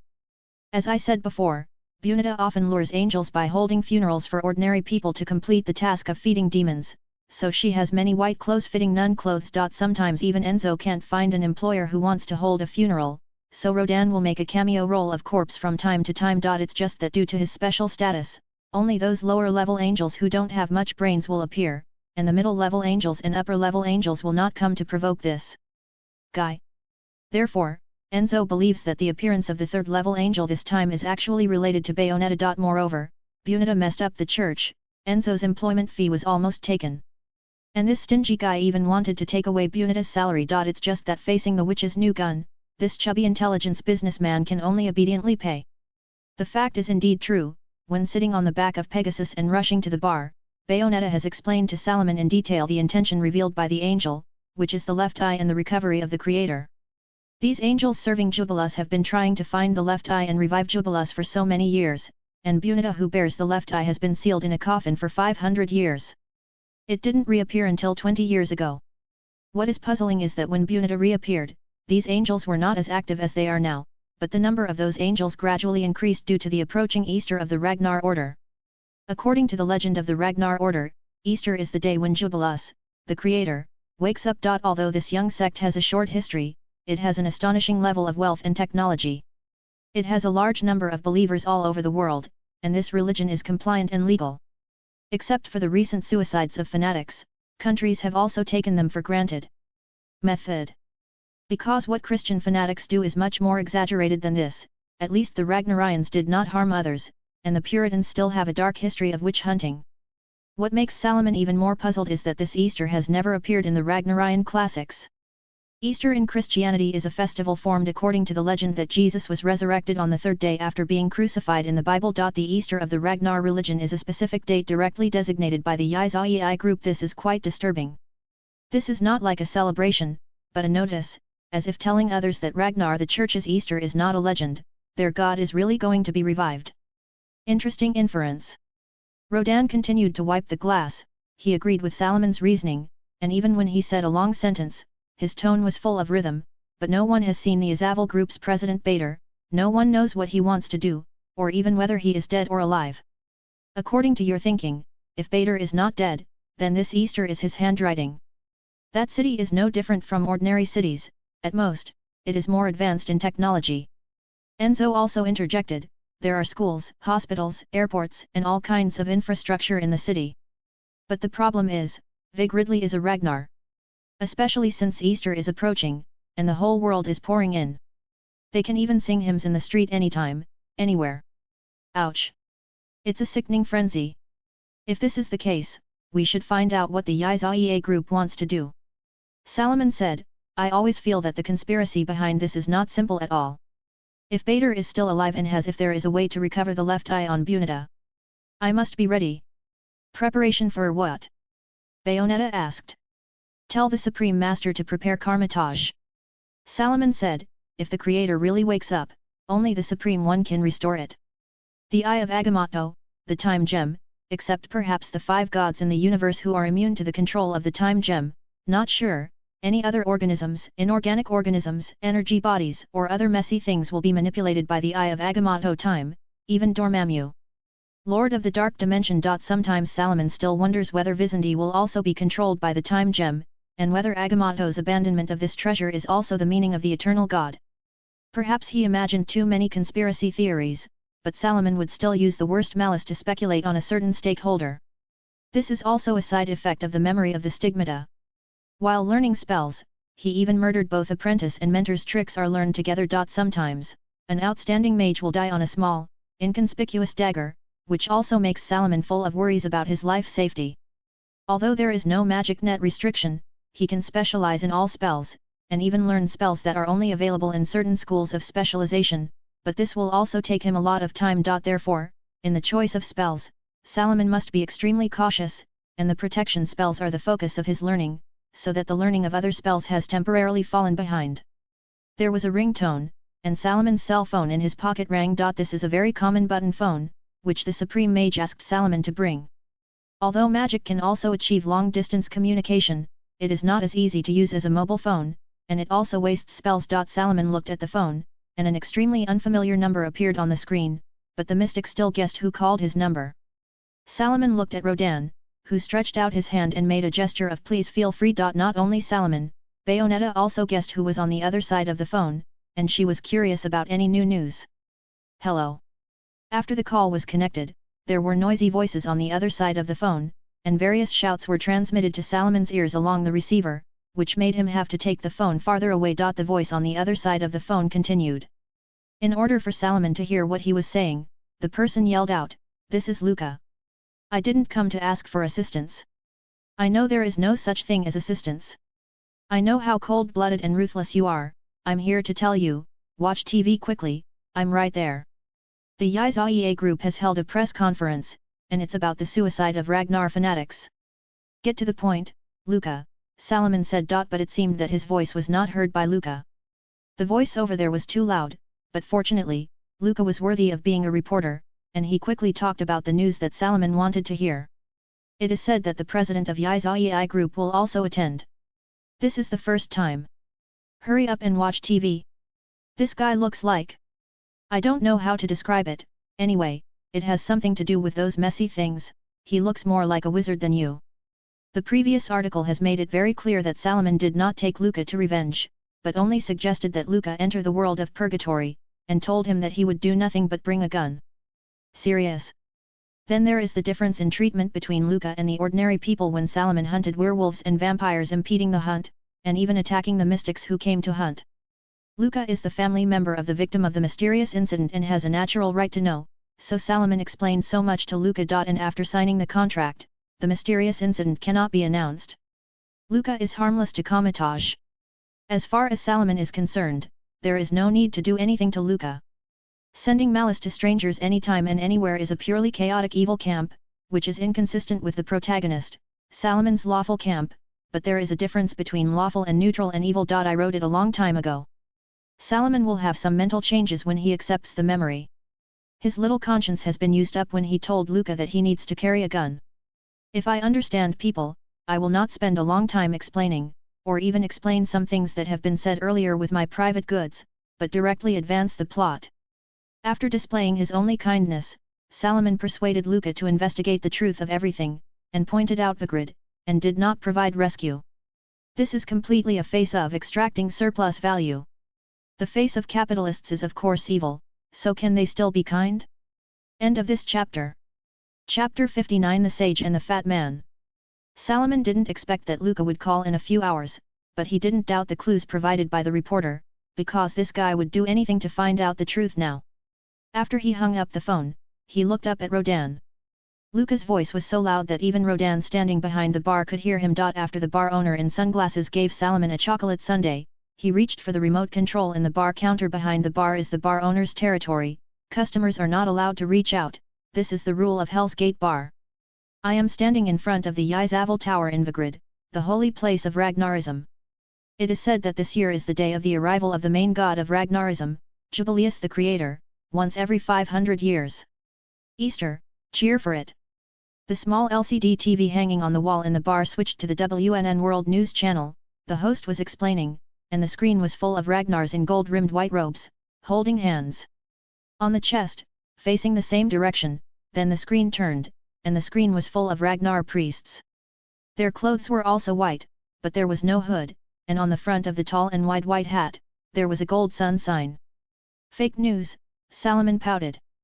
The history of the Ragnar cult may not have gone through the second 500 years, and this Easter may have been announced shortly, but those Ragnar cultists still firmly believe in it. A young religion has such influence, which is probably the reason why the Supreme Mage decided to conceal the existence of gods and demons, otherwise, the fragile human mind would not be able to resist the temptation of faith. Although some young people do not believe in religion very much, they will also repost some superstitious things on social media, which is also a manifestation of filling the gap in belief. Faith is like poison, this is Salomon's idea, so he doesn't believe in anything, he can't bear the feeling that his mind is controlled by others. But on the other hand, people have committed suicide one after another in order to praise the coming of the Lord God. Yesterday, the high priest of Ragnarism and more than 20 believers committed suicide collectively, and the church where their bodies were placed was destroyed by unknown persons. Countries regard this incident as an abnormal situation, asking the Ragnarians to remain calm. What appeared in the picture was the church that Bayonetta and Salomon had visited last night. But perhaps because the current situation of the church is terrible, the picture shown on the TV was when the church was still intact. It's none of my business. That big guy made it. Bayonetta said, resting her chin on her hands, that's why that little wildcat told us to watch TV. Salomon shook his head, maybe it hasn't been played yet. You know, even the live broadcast is delayed, maybe it's because the signal of this demi-plane is not good. Mr. Rodan, I'm definitely not talking bad about you. Please don't take my ice cream away. The president of the Yzaei group, who actually dominates this religious city, appeared in front of the public for the first time. Rodan offered Bayonetta an apple martini at the right time, there is a lot of turmoil in the human world. It's too stupid. Enzo's chubby, jeweled palm was waving whiskey, his cigar had been forcefully extinguished by Rodan when Salomon walked in. He said, giving your life to bring the gods back? But it's only these stupid people who make my business. Aha! You used money to hold a funeral for someone? You are not a good person. Rodan fully expressed his disdain for Enzo. But Enzo was not annoyed by Rodan's mood. On the contrary, Salomon was very satisfied with Enzo. Although this guy was fat, greedy for money, and liked to show off his wealth, his spirit was free and he had never been kidnapped by religion. So he was very moved and ordered a sundae again, and charged it to Enzo's account. Rodan also welcomed this kind of behavior. Enzo always likes to owe money for drinks, and this sundae can be regarded as interest. Anyway, Enzo couldn't remember exactly how much he owed Rodan for the wine, and it didn't matter if it was more. I have always been a good citizen, as long as I have the money to get it. The intelligence dealer turned his head and said, the huge ruby ring on his little finger was still shining in the dim light. People with a conscience don't want to deal with these people with brains. What about sick believers? Tell me, isn't what I'm doing charity? Ha ha ha. Then you should donate money to the church. Bayonetta said, holding a glass of wine. Rodan's wine was always to her taste. Pay me as soon as possible, Enzo. Although Enzo really wanted to resist, he even wanted to prevaricate it by saying that Bayonetta was hunting angels for entertainment, but he never succeeded once, and it was the same this time. He said, if you hadn't made such a mess of the cathedral, I would have been paid more than that. Think a little for me, Bayonetta. It didn't take long for the noisy daily life in the Gate of Hell bar to be interrupted by the sound of the TV. Even though the volume was not loud, the loud cheers still attracted the attention of everyone in the bar. That's him. The president of the Yizaea group, Badr, finally showed up. Even the huge wealth brought by the Yizaea group, and the economic development of the Supportervagrid can't be overstated. Del, maybe we can solve these suicides. The camera shifted to a building that was located at an unknown location. According to the decoration style in the picture, those golden ray patterns imitating sunlight, anyone could tell that this was the building of the Ragnar Order. Then the camera switched, and a white platform appeared in the screen. This platform had a shape as if the legs of a chair were removed. The white surface was decorated with many golden lines.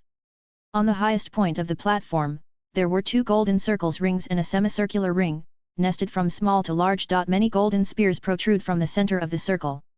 The spears on the x-axis and the positive y-axis are the longest, and the second longest are 2 rays at a 45-degree angle. In addition, there are some golden spikes of different lengths. A man in a gorgeous white robe was standing on the stage. It's this guy. He paid the reward this time. Enzo shouted, pointing at the TV. The person in the picture is dressed even more religiously than Salomon. The white high-necked robe has red piping, and there is even a peacock with a purple crown and a white peacock on the shoulder. The peacock head is on the left shoulder and the peacock tail is on the right shoulder. With a sun-shaped watch on the right chest. Enzo said, this man is the leader of the Ragnar sect, and he has not shown his face to the public so far. But this Easter, which occurs once every 500 years. Alive or not? Salomon narrowed his eyes. Of course Baldur was still alive 500 years ago, because he was the sage of Lumen, possessing the power of an angel, and it was easy for a person to live 500 years with such power. The guy on the TV with his white hair combed back and the golden mask on the left half of his face is the Baldur mentioned by the Supreme Mage. What the Yizaea group possesses is the most cutting-edge technology that this ancient religious city cannot see. The believers regard these as miracles. Enzo's explanation continued. It's just that what he said next was something that Bunita already knew, such as the information that Badr was the last member of the sage family. Duplicate intelligence is worthless. This makes Enzo's plan to pay in arrears fail again. He paid Bayonita's salary? If that's the case, the church yesterday was probably a trap, and he might have sent that angel. Salomon asked, but Bayonita was unharmed. If it was to catch Bunita, shouldn't he send someone more powerful? We don't know what Badr is thinking.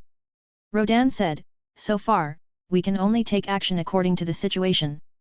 Salomon nodded, and he sighed, that's the only way. I will return to Karmitage and report this matter to the Supreme Mage. Before I come to a definite solution, Bayonita, you'd better not hunt angels, no one knows if that's Baldur's trap, Bayonita.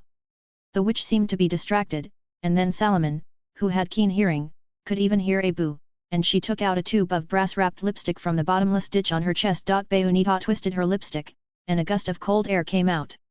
Is this what you brought with you when you woke up? Rodan asked. Correct. Doesn't this thing remind you of anything? Yes. You can show it to the mystic. Rodan pointed to Salomon beside him. I don't know the spell above, but maybe there is a clue in Karmitage's library. If you know this, it might be able to recall something. Bayonetta is now more and more interested in this Badra. Because just now, Badra suddenly looked at the news camera in the distance, as if he was looking at the witch in front of the TV. And he also said something that no one heard except Bayonetta. That sentence brought a series of memories to Bayonetta's mind. She seemed to be in the tower and forest in the fire, the heat surrounded her, she saw the peacock feathers floating in the air, protruding from behind the man in white with feathers. And those feathers that fell to the world like white snow. I'm waiting for you, dear daughter. The witch is like an enemy. But everything in the picture is as usual. It seems that the man named Bader did not turn his head to say that sentence. Everything is Bayonetta's illusion. Except for her, the others who were also watching the TV didn't notice anything unusual at all. Daughter, why would Baldur call her that? Salomon said that both the sage and the witch are the last one left, but due to the scarcity of information, no one knows whether Baldur and Bayonetta are related. I'm going home, my sons said they want to celebrate my birthday. Enzo drank the wine in his glass and stood up from his seat. Are you not going to pay today? It's your birthday present to me. Thank you, Rodan. Enzo walked out swaggeringly. I will contact you if there is a work entrustment. Damn dead fat pig. Ciao. End of this chapter. Chapter 60. The Little Girl. In the early morning, the grid, facing Naples across the sea, was shrouded in mist on the sea surface, and only the towering spears broke through the mist. The spire glows bright white under the clear sky. This spire is the headquarters of the Azaval group, and it is also the lighthouse of the grid. The world shines with light. This light-scattering thing is not an ordinary giant light bulb as the world thinks, but a glowing white sphere connected to the top of the steeple by a golden metal tie, and there are two floating circles, one large and one small, around the sphere ring. This is magic, not technology. The huge room on the top floor of the spire is surrounded by ring-shaped seats. If it is full of people, no matter where they sit, the audience's eyes will focus on the same place. Next to these seats are red banners hanging on columns. These banners hang down to the ground, and are covered with dense golden scriptures.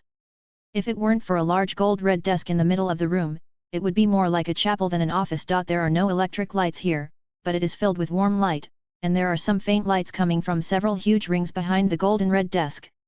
These luminous rings are nested layer by layer. The outermost ring is dark and depicts luminous runes. The closer to the center of the ring, the brighter the light. The center is a huge golden disc.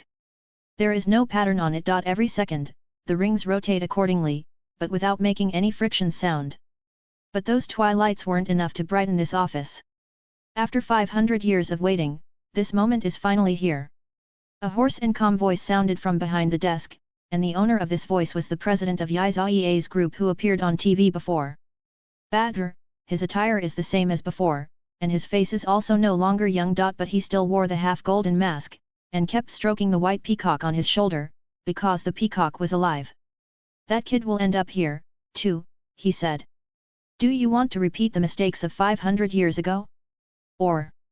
A woman with short white hair in a tight red leather jacket is standing at the desk. She is very tall. The collar of the red leather jacket has a black fluffy scarf and bow tie. There is a golden clock on it. Her high-heeled shoes have the same thick heels as Bayonetta, and she also has a black pistol pinned behind the heels. It's just that her leg clothing is much looser, with the slit opened like a cheongsam, revealing her fair skin and slender legs. There is only one way for the child to move forward. If I want to talk about why I know it, because I know the law of the three boundaries, and I have seen through everything. Our next actions are good deeds to shape the best world. Baldur faces the left, the woman only can see his mask, and he doesn't stop caressing when he answers the question. Badr's tone was slow, and he was extremely confident when he said these words, because he was convinced that everything was going according to his plan. As the right eye, you actually gave up order and chose chaos. The voice of the woman in red rose slightly at the end of the sentence. Her tone was frivolous, as if everything had nothing to do with her, and she didn't care. You are wrong, now is chaos. Badr said, my daughter must join hands with me to become the eye of the world. If the three realms are not integrated, there will be no real order and real salvation. It's crazy logic. The woman in red said disdainfully. You don't need to understand, and it's a pity that you can't leave me yet. Badr said, angels will serve me. Joan of Arc, you too. As soon as she heard the name, the woman in red turned around, and her earring, a triangular piece of golden metal, was shaking slightly. Joan of Arc took a short breath, snorted disdainfully, and did not show any more emotion to Baldur's words. I have been waiting for 500 years, and you are looking forward to reuniting with that child, right? Badr said, but don't forget, everything we do is to prepare for the arrival of the Lord Creator, Jubles. Come, the time to create a new world is approaching. He looked up, and it was the real location of the light source. It was a piece of continuously surging golden red energy.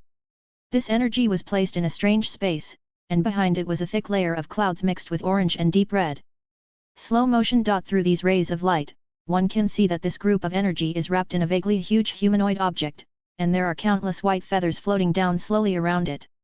Salomon returned to Karmataj for the time being, and he had to report the whole thing to the Supreme Sorcerer. Before leaving, he also specially asked Bunita to stop hunting angels recently, so as not to fall into the trap of the sage.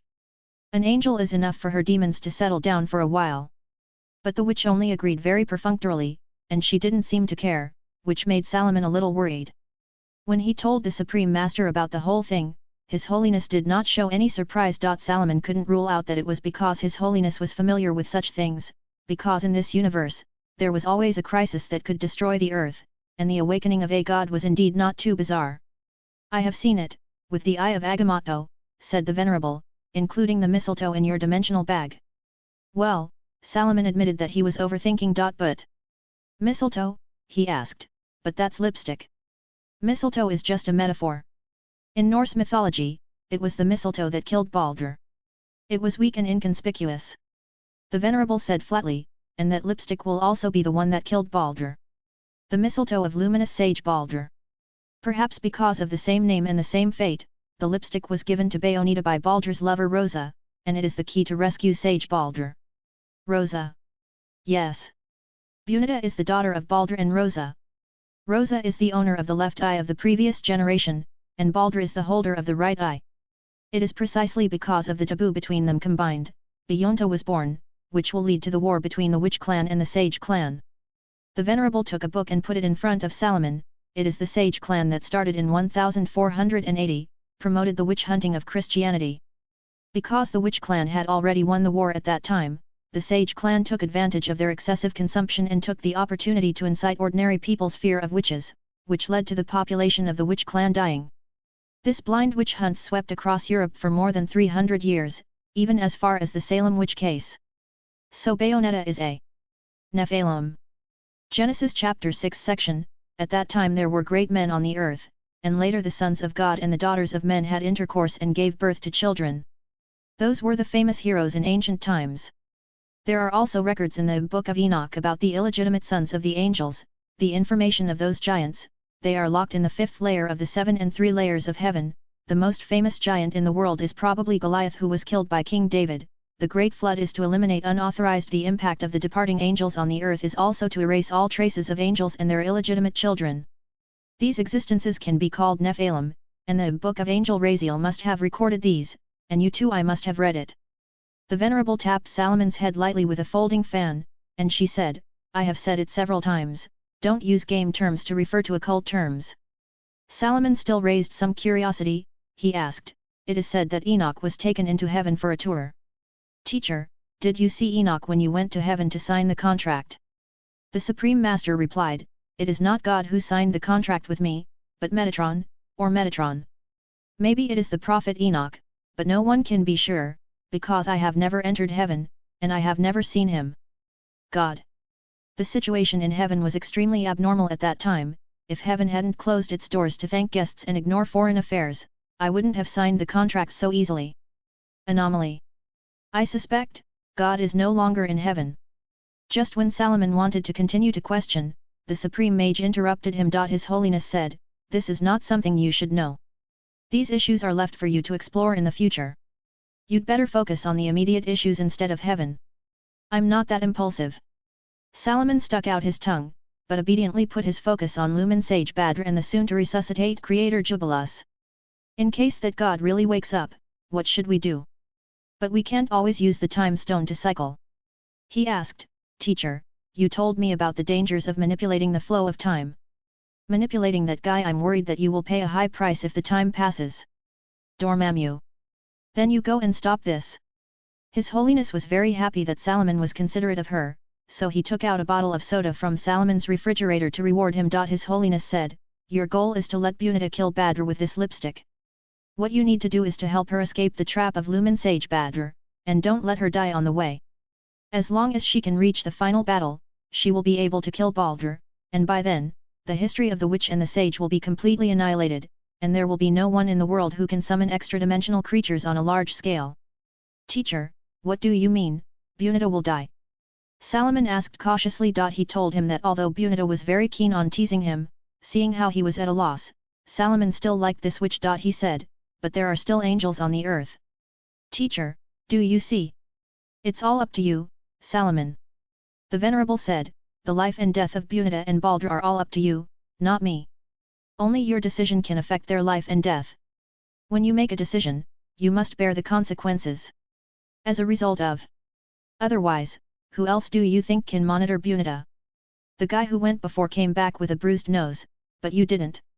The Supreme Mage said with a suppressed smile, "Only you can keep an eye on her." "Okay." Salomon couldn't help rolling his eyes aside. "This is so embarrassing, his little thoughts have been seen through. You'd better answer the phone." "Telephone." Sure enough, Salomon's cell phone rang, and he looked at the screen, and the contact was Bayonetta. Salomon picked it up in embarrassment, but before he could speak, the voice of an immature little girl came through. "Mummy. End of this video. Like, subscribe and hit the bell icon for more novels like this.